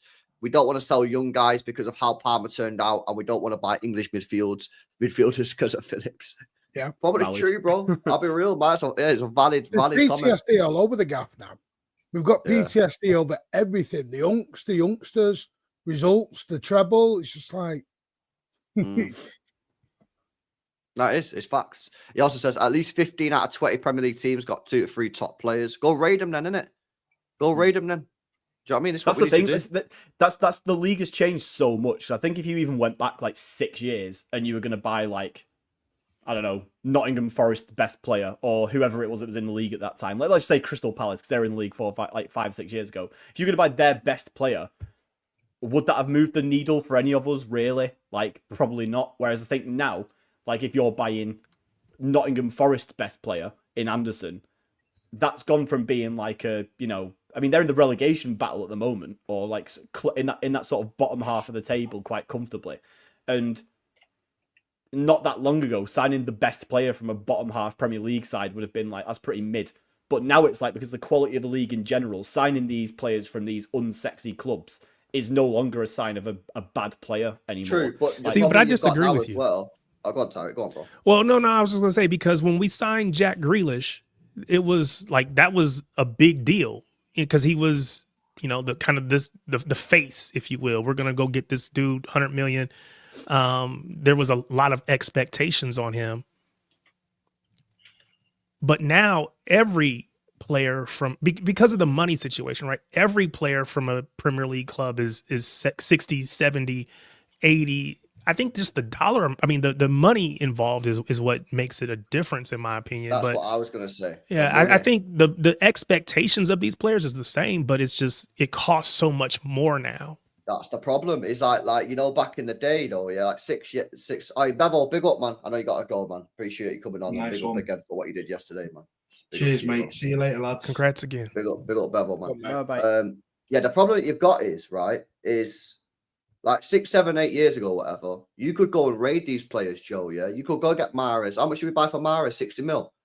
Yeah, we're about to go. If we're going to get this Anderson guy, it's going to be 80 mil minimum. So do you know why? Because everyone's got money now. Everyone's got money. People don't. That's exactly the point. Yeah, there's not that desperation to sell anymore. Yeah, so you have to either look outside, which then the English quota, whatever you want to call it, that comes into play. So you have to develop your own, or you overpay to go get somebody else. No, to be fair, my point isn't necessarily on the sort of my point isn't necessarily on like the cost and the money side of things. I understand that like the Premier League has got a shitload of money, so all these players have like a better squad now. My thing is more on like this perception of like how sexy a signing is. Basically, it's like just because you've signed like Crystal Palace's best player, like that doesn't mean that they're not very good footballers. Like this with Anderson, like just because we're signing Nottingham Forest best player doesn't mean that he isn't a very good footballer that people should be very excited by. Whereas maybe like 7-8 years ago, you know, signing like Burnley's best player was not probably still isn't a sexy thing now, to be fair, buying Burnley's best player, but like, you know, signing one of those bottom half club's best players has never really been like a very sexy, like, you know, this is going to up the level of our midfield kind of signings. But now, precisely because of the reasons that you're all describing in terms of like the money and stuff like that, and just the overall just raised quality of the Premier League in the last 4 or 5 years, that is like, people shouldn't think about that anymore as like, you know, oh, it's just a Forest midfielder. Like being a midfielder at Nottingham Forest no longer means that you're not good enough for Manchester City anymore. Like that's like the level that the Premier, that's just because of the raised level of the whole league, full stop, which is obviously because of the money and stuff like that. That Anderson being Forest's best player still means that he is ultimately good enough for us, because like he's just, like you saw. You know, I think there's another point though as well, that like I think the Premier League has gone so back much more to its roots of physicality that you look at some of these leagues like La Liga and that, and it's like techie players, techie ballers, but if you've not got the physicality, unless you're like a Pedri where you can just out-tech the physicalness because you're so quick and you can like move the ball really quick, you're not going to be able to cope. And obviously you're hearing Viana speak in the interviews about we need to get physical players. Yeah, because you watch the Premier League now and these fucking guys in midfield and that, they're all like 6'3", absolute brutes. You know what I mean? Like you can't fucking be playing like okay technical players. You either have to go and get unbelievable technical players where like they're the best in the world, like Vitinha, like João Neves, like Fabian Ruiz, like these type of players, yeah?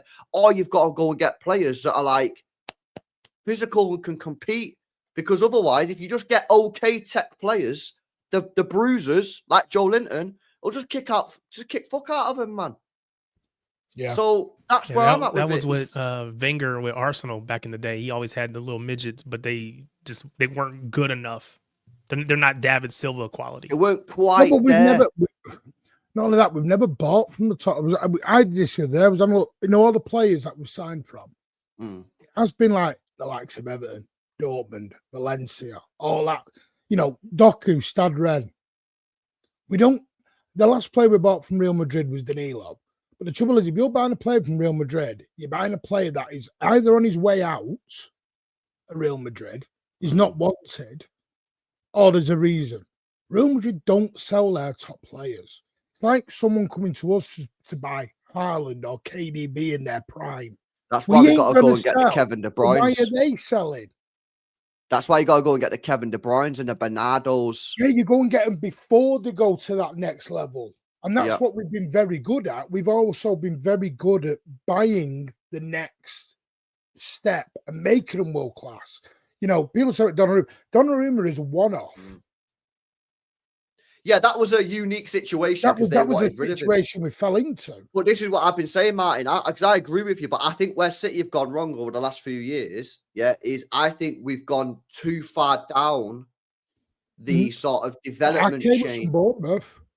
Yeah, Ake was a baller. But I think Ake fell into that category of top baller that's ready. I'm talking about, basically, I think we've been buying players a little bit too young. And a little bit. Yes, I would agree with that. We've not been buying them when they're ready, right? Ready. 24-year-old, 25-year-old, Bernardo, Kevin De Bruyne. So instead of I'm trying to think of an example, like a Hayes or a Kushinov would go to a Brighton or a Newcastle, become top players, and then we'd go and buy them and they'd be like 80, 90 million. We've tried to cut the middleman out of paying that 80 million, 90 mil, buy them cheaper, and then they're ready-made. Well, let me ask you a question. Is that because the market, when we used to buy those players, Martin, we used to be able to get those players between 40 and 60 million. Yeah. Bernardo Silva, Kevin De Bruyne, Mahrez, Rodri. Yeah. Has the reason Manchester City have changed their strategy, because that strategy costs, instead of 40 to 60 million, it's now 80 to 120 million. That's the problem. And because I did this the other day on my show, only 5 Premier League teams have spent 100 million plus. Only 5. 5. Chelsea, us, Arsenal, Liverpool, and there was another one. That's it. Only 5 have touched that 100. For some reason, that 100 million pounds, I don't mean euros, pounds, seems to scare a lot of chief execs. Pressure, yeah. It really, as soon as them 3 figures appeared, everyone goes, oof. Not sure about that, and they get really dodgy about it. I mean, even at Leipzig, we were bloody negotiating over a few million. We wouldn't get Bruno because it was £100 million release clause. Yeah, that 100 million is a massive psychological barrier for a lot of teams and a lot of chief execs, where they're like, "No, we ain't doing that. We're not going to that level."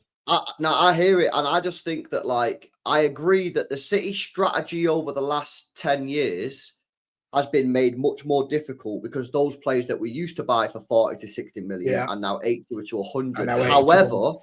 However, you can't also just take any responsibility off the board, i.e. Tiki, because fundamentally there have been top quality players available, like João Neves, like Mendes, like these players that were in our price bracket that they decided not to go to. Now, here's what I think. I think the club have realised. I think they've made a mistake, and I think they're going to rectify it this summer and go out there and start buying top quality players again.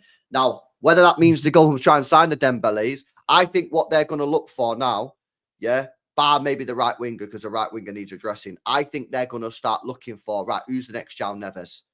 Yeah, who's the next Nuno Mendes? Who's the next this guy, that guy? Do you know what I mean? I think they're going to go, I think they're basically going to revert back to type. And if they have to pay the money, they'll have to pay. I think they'll show that with Semenyo, because I think as much as everyone's going to get PTSD on this, I think Bob will go on loan in Jam. I agree. I think so. I think that was Bob's final nail yesterday when he was left at home. I mean, my God, that's, I think his 3rd time he's been left out the squad completely. and he's not injured. And they keep coming out with this tactical reasons Mm. because it looks, just He's say bottom of the pile of the wingers. Yeah, you're bottom of the pile, mate. As I think Rico is. I think there's some as we might have to accept PTSD on some of these Question. and just move on with it. Yeah. Sorry. When we going back to the conversation about how it's changed, we bought Mahrez. I don't know how much we paid.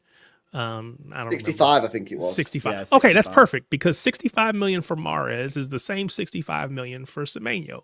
Now, my question is, can Semenyo have the same type of impact for us that Mahrez did? Now, it's probably unfair to judge them because Mahrez was, at that point, he had won the league with Leicester.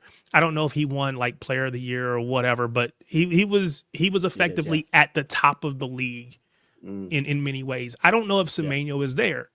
Now, again, we know with time prices go up, so maybe it's not fair to say 65 versus 65, but that's what the amounts work out to. So can he have the same type of impact for us? Can he be that player that we're talking about for 6-7 years? He's not going to be as one good of as the best? Mahrez. Yeah, let's just have it right. Yeah. Yeah. But can he have the same impact? Yeah, definitely. In a different way. On the sort of the conversation of like, the 100 mil barrier and stuff like that, because I think ultimately that's what we're gonna have to spend more than 100 mil if we're serious about getting in someone like an Elise, for example, next summer. You aren't doing that for less than 100 mil. But do you think from City's point of view, because obviously they've done that once before with Jack Grealish, pretty infamously, and we've all seen how the reaction to that has been since it happened, and sort of the expectations that put on Jack Grealish himself, and what everyone expects from a player who costs that much money.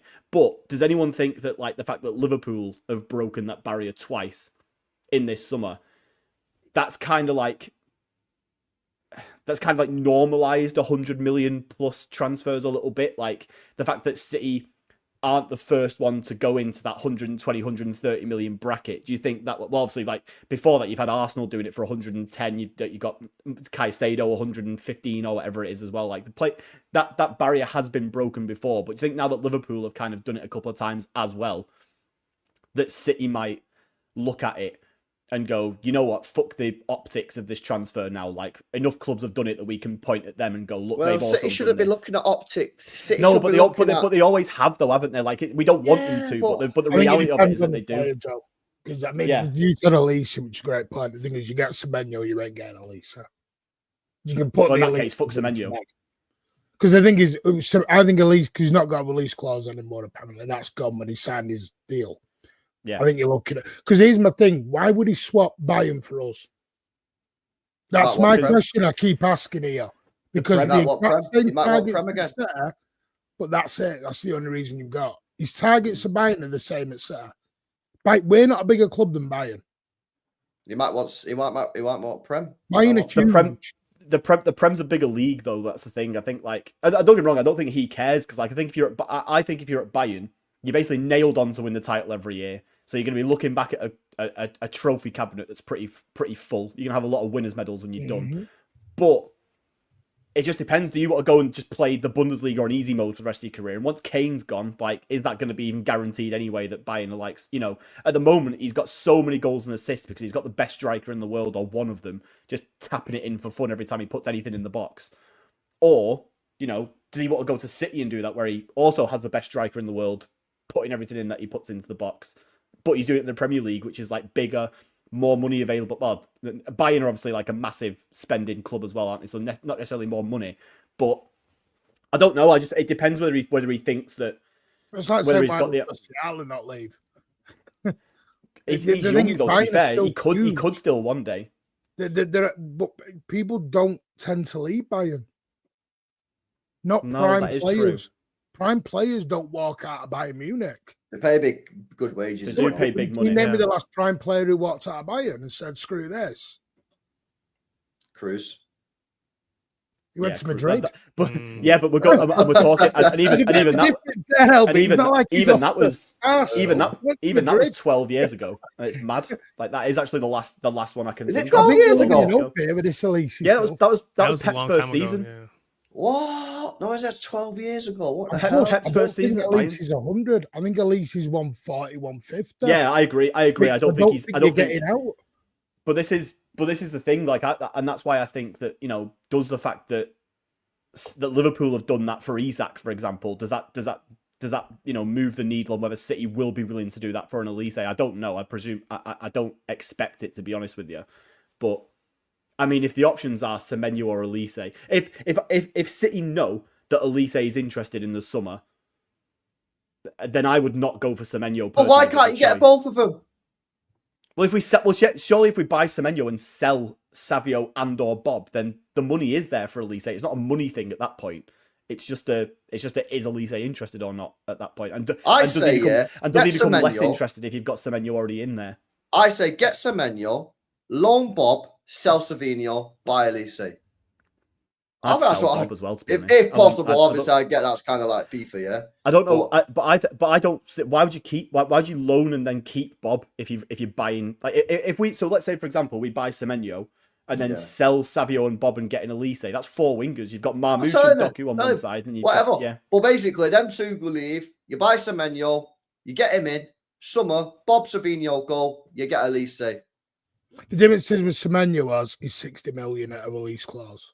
Yeah. So it's not a huge in today's market, by the way, when I say this. It's not a huge amount of money. Yeah. 60 million is for a release clause is not bad. No. And he can play left and right as well. Yeah, for a player who has done it. And he's homegrown as well, which will solve a lot of issues. Yeah. If we're going to sell the other 5 out. But I just don't think Elise will leave Bayern to come to City. Especially, by the way, we should go for Rafinha, man. We should go for Rafinha. That's worse.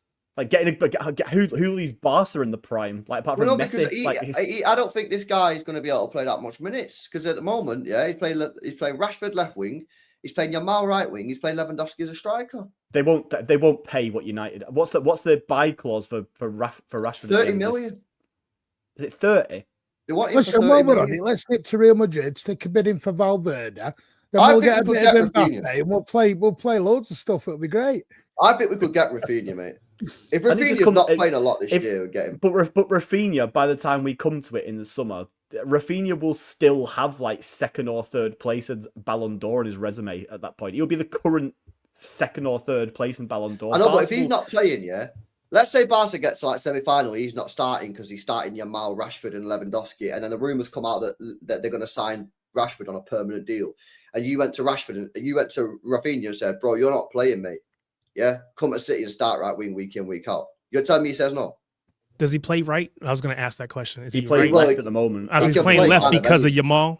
Yeah, he can play anywhere. 29. He's 29 in about 2 weeks. It doesn't, unless you could get him for like unless you can get him for like 50 or 60 mil. I'm not doing that for Rafinha, to be honest. And I'd get him all day long, man. I'll be but they won't. Are you doing a remake? But we were here earlier saying we don't want projects, right? So Rafinha's probably not a project. Now maybe he's 2 or 3 years older than what we would maybe like, but if he's going to come in and be more of a I don't want to say veteran presence, but he's going to hit from the start, like you said, immediate. Is it worth it?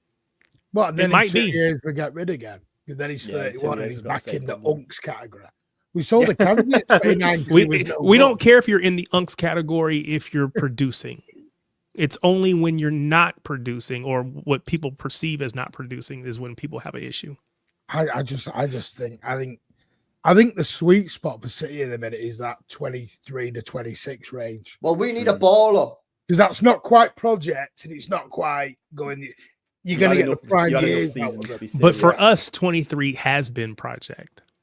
Oh, no, I call 19, 20 projects.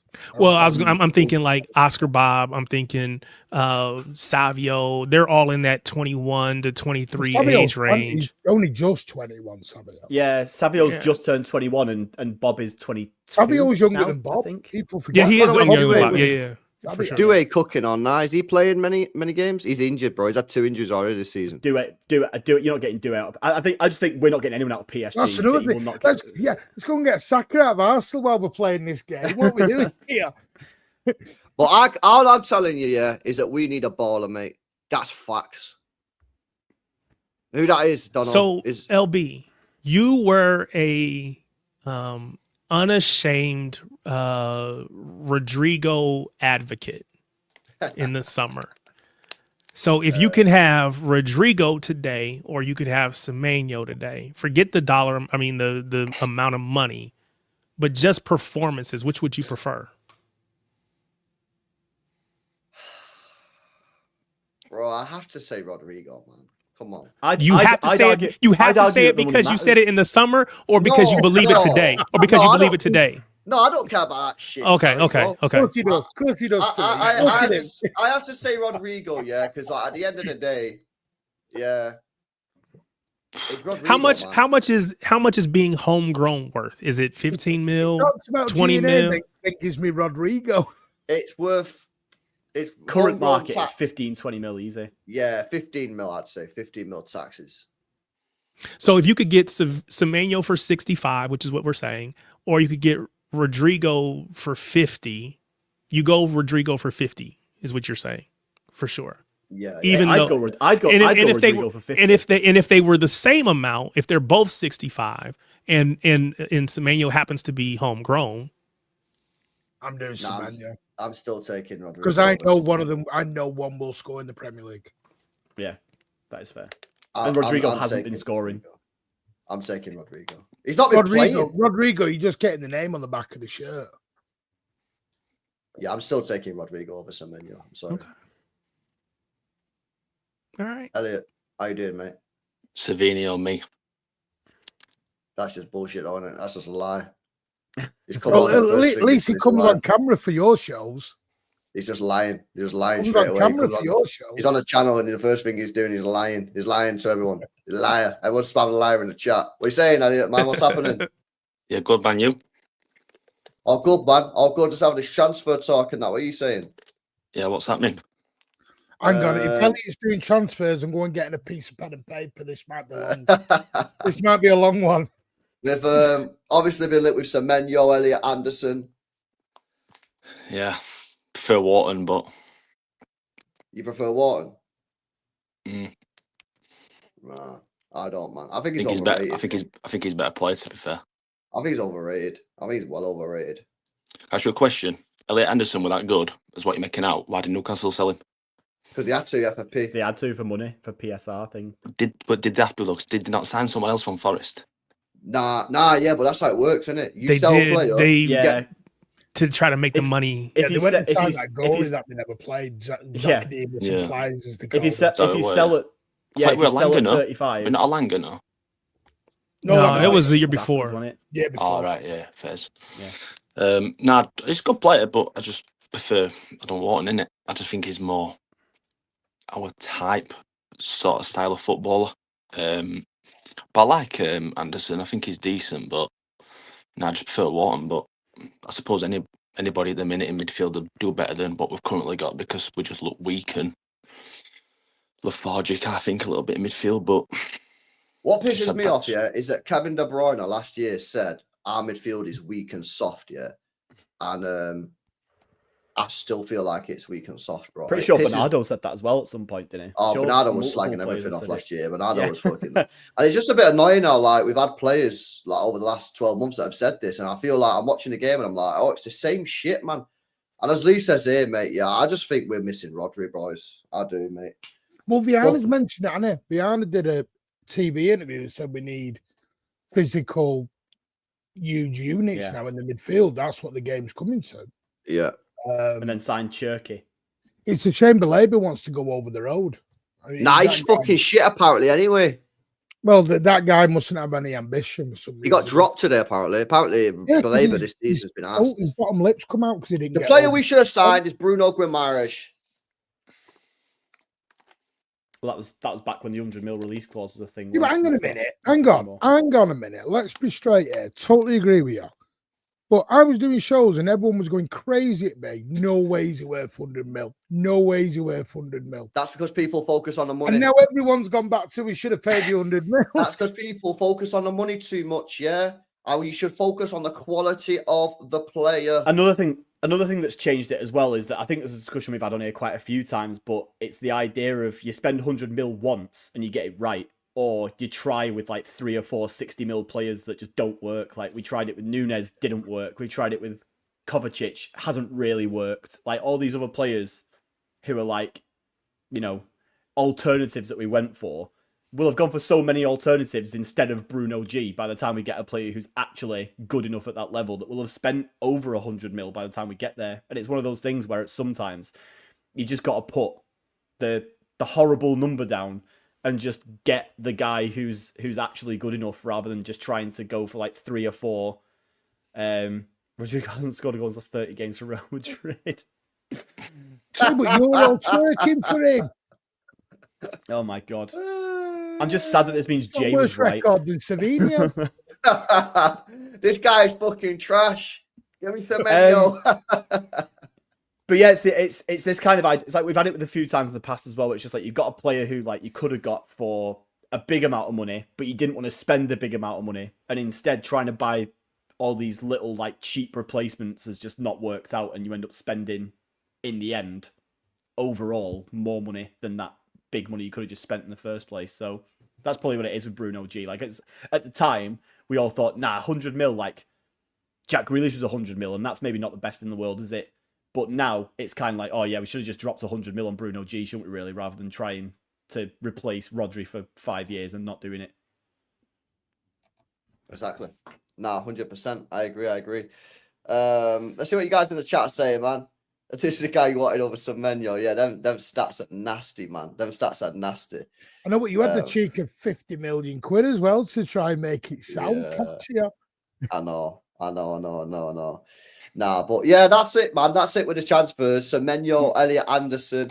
There was this other one that got dropped before. I don't know if you guys have seen this, but it's let me see if I can pull it up real quick. City have been linked with a new player. Daily Mail is saying City are linked with, who is it? Let me see if I can show you guys. This guy. Rodrigo Mendoza. Anyone heard of this guy? Heard of him. Anyone on the panel heard of him? Mendoza, let's have a look. Who's he play for? No, mate, he plays for Elche. I've got no fucking chance. Anyone heard of this? Apparently, he's a Spanish DM. Apparently. But I'm literally... He's 20, so it's like... God, we're not doing projects anymore. Screams loaned out. Screams bought, loaned to Girona. He's a Girona player. Simple as that. We're not buying him. Well, we might buy him, but we won't use him. No, I've never heard of him in my life. I'm going to be real with you. Never heard of him. Are you and Elliot finally going to admit the Messi project has failed now? It's not failed. It's just stalled. Let's keep Rico Lewis instead in it and put him on bench instead of Echeverri. He wants to go back home. Oh, that one there was a violation. Personally, I wouldn't have it. Yeah, listen, we've had a little bit of a pothole in the road. Yeah, we've hit the pothole. Mate, if he goes back to River Plate, it's done. There's no way he's going back to Argentina and then still coming back to City. I still believe Messi. Believe in what? Not that. You can't do that. You can't go back there. Out of his agent now. You can't tell me he's got any future in when Pep's like, what a beautiful agent he's got. You know that was never meant for that. Yeah. I know. He's definitely shit. He's definitely don't like his agent. But it is. I don't know. I think he's a good player, man. We should have kept him. I said that in the summer, but it is what it is, isn't it? Can't get him the Leverkusen team, and you want him in the City one. I want him in the City squad. We'll always have that FA Cup final. In the squad. Just put him in the squad, man. I've put him in the squad. Phillips. Yeah. All right, and boys, anything else from you before we wrap it up? Does anyone think we actually are genuine title contenders this season? Yes, I think we are. Sorry, and I'll die on the hill with it. Yeah. We're 5 points off the top. If this is your shit being second. Wait till we get going. I can't believe people are thrown in the towel. I think 5 points off. Yeah, I think Arsenal are still in, they're in the driver's seat. They're the ones that should win it because they're up and whatever. But I definitely think we will be in that conversation toward the end at the end of the season for sure. Absolutely. We're higher than Chelsea, and everyone's got Chelsea above us. Well, they only. I mean, we just saw Chelsea play really well today. So Yeah, and they're still below us. yeah. I just think personally, I've just not seen. And I take the point, Martin, that obviously we haven't seen good City yet in terms of like we can easily put together a run at some point and get and improve, but I'm not seeing anything from us at the moment that makes me think we're consistent enough to be up there at the end of the season. We need this team to seriously click into place to actually start to think that. And I know that we have a better second half of the season than everyone else typically. Ask you a question though, John. Ask you a question. Do you agree that the Tottenham and the Brighton game were anomalies because of how early in the season they were? We had a similar game against Aston Villa. Yeah, at the start of the season. Those two games. The Aston Villa game was like after, like during the good run. Like we had we had injuries then. But we always got to Villa Park without a six. The Tottenham game, we still had all the transfer shit An Arsenal going fan, on. you Martin. We still didn't get the Donnarumma. Trafford was playing in net. Our players weren't fully fit. Still pretty. In the second game against Brighton, again, similar stuff. I think, if you just take them two games out of it, I think we have been pretty consistent. We've been consistent as Arsenal. In the last 3 games, we picked up more points than Arsenal. We're only 5 points behind Arsenal, yeah? And for me, the 2 games that I just think have fucked us this season, is not Newcastle away, because that's hard. It's not Villa away, because that's hard. It's not Arsenal away, because that's a decent point on the road. It's the Brighton and the Tottenham game. If you just, and I put that down to it's early on in the season. I actually think if you just sort of ignore them two, we have been pretty consistent. Perhaps.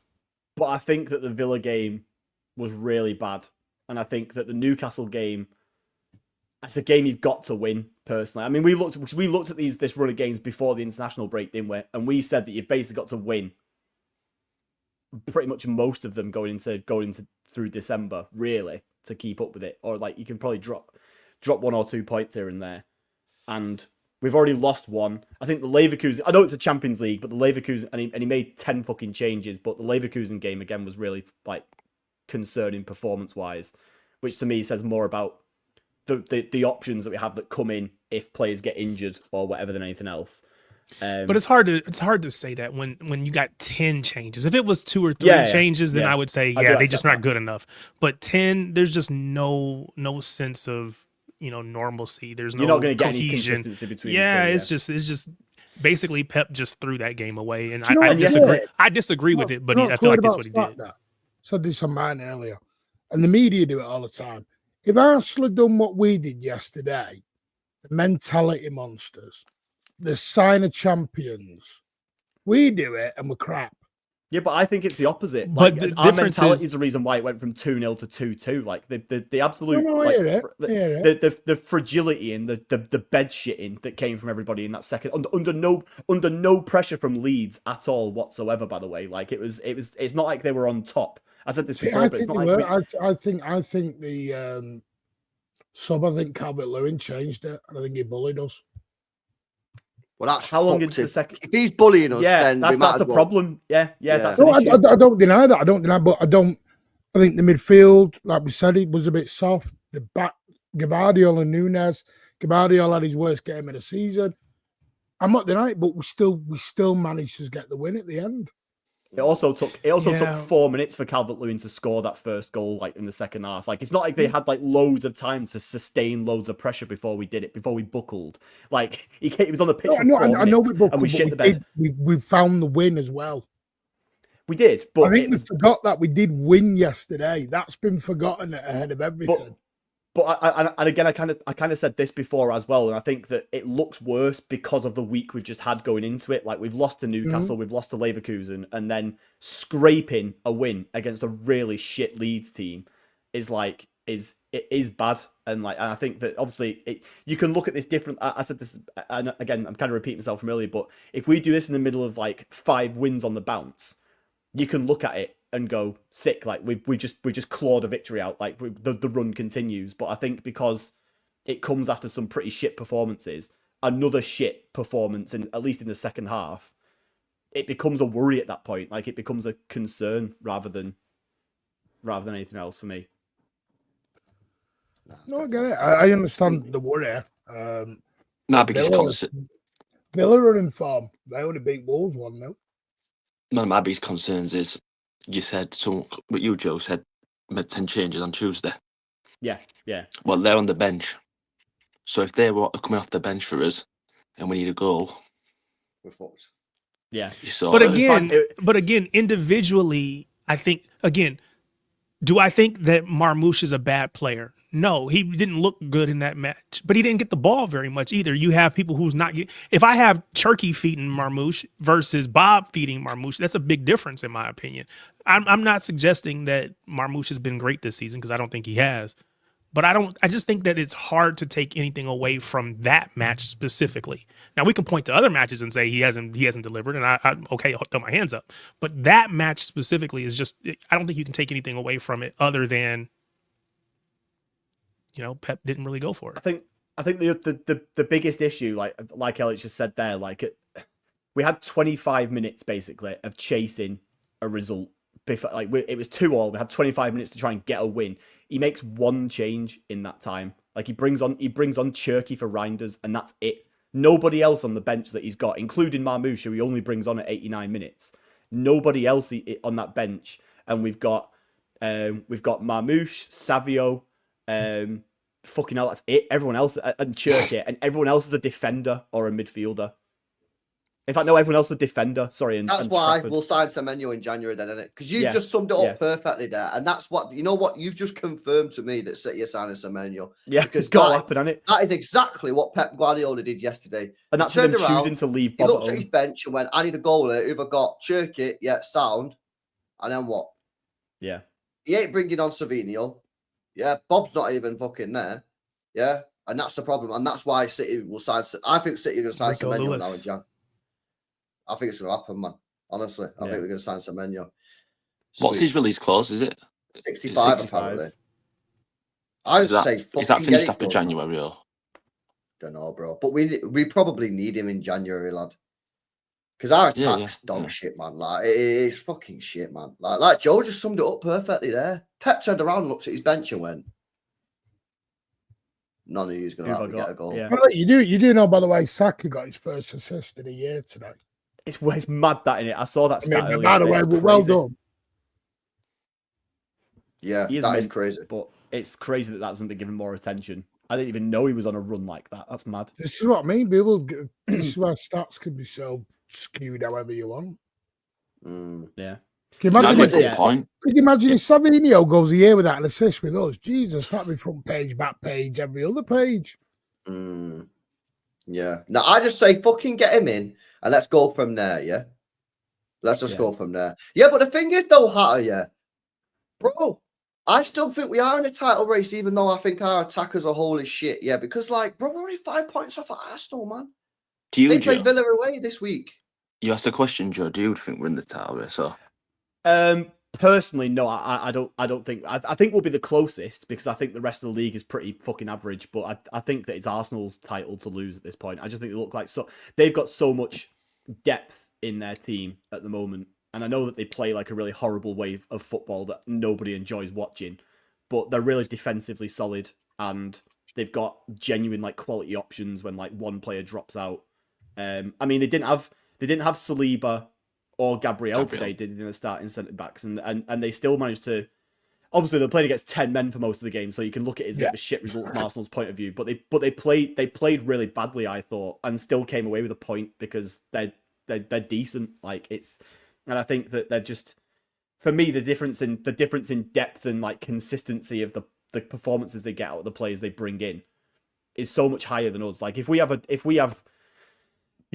Doku get injured or Haaland get injured, the guys that we bring in to replace them are levels below what they're producing at the moment, and that's a serious. And I know that's a what if, because what if they don't get injured? But I think that it's just a case of if we have one or two key play. The worst thing about the Leverkusen game for me, obviously, it showed that 10 changes isn't something you can draw any serious conclusions from, but it showed me that if we lose 2 or 3 big players from our team or any one of 2 or 3 players from our team for a long amount of time, the guys who we're bringing in to replace them are nowhere near the level to seriously contend for a title, and that's a real problem because in the treble season and in the years either side of that, I never felt like that. I always felt like if someone dropped out, then it was still decent. But I just don't think that anymore. Let's just get fucking Semenyo. Let's see what happens, isn't it? You know what I mean? I think we should just get him, man. Yeah, I don't think that's enough, though, is it, LB? I don't think that signing is just enough, is it? But for this season, could it get us across the line? Yes. Well, where's he playing? Right? Is he playing right wing? We can play left or right. So you got Doku can play left. Play right wing for us, wouldn't he? Semenyo can play left. You got Semenyo can play right. Cherky can play right. Foden can play right. I think that might be enough to get you across the line. It might not be, but I think it will be close. And then next season or in the summer, you get your midfielder, you get another winger, you get a right back, you might have to get a centre back, and you're ready to go. Fucking hell, that's bad. The mad hat was just put in there. Savio, Doku, Bob. And this is with Doku like putting in the season of his life, by the way. Only one Premier League goal between all three so far. What's that? So apparently Doku, Savio, and Bob. Obviously, Savio and Bob have played like some limited minutes, to be fair. But Doku's been having like the season of his life, and all three only have one Premier League goal between them so far. That is like that is a major. We're just having the same problem as last year, except Doku looks good while he's not scoring goals, and he has been mint, to be fair. So I don't have any issue with it. But like, yeah, what we lack is goals up front. And let's be honest, innit? We have become the Early Haaland team, haven't we? Yeah, let's just be 100%. Honest. We have.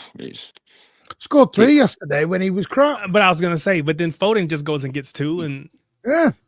You go out yesterday then. The Ireland team yesterday. Without yesterday, was his second top goal scorer. Esteve. Yeah. Coming into I don't December. get bothered by that. Liverpool won the league when Salah scored 70% of the goals. But Spurs didn't win anything when Kane just scored all the goals. Yes, because Spurs had no other quality around them. Son. No. Dembele. Oh, wait a sec, boys. Partly Pep Guardiola comment on City's wingers. This will be interesting. He's gonna say they're the best in the world, and so we don't need Semenyo. That's what he's gonna say, even if he doesn't believe it. You're recalling Jack Grealish back off loan, is it? Where's this? Where's this, bro?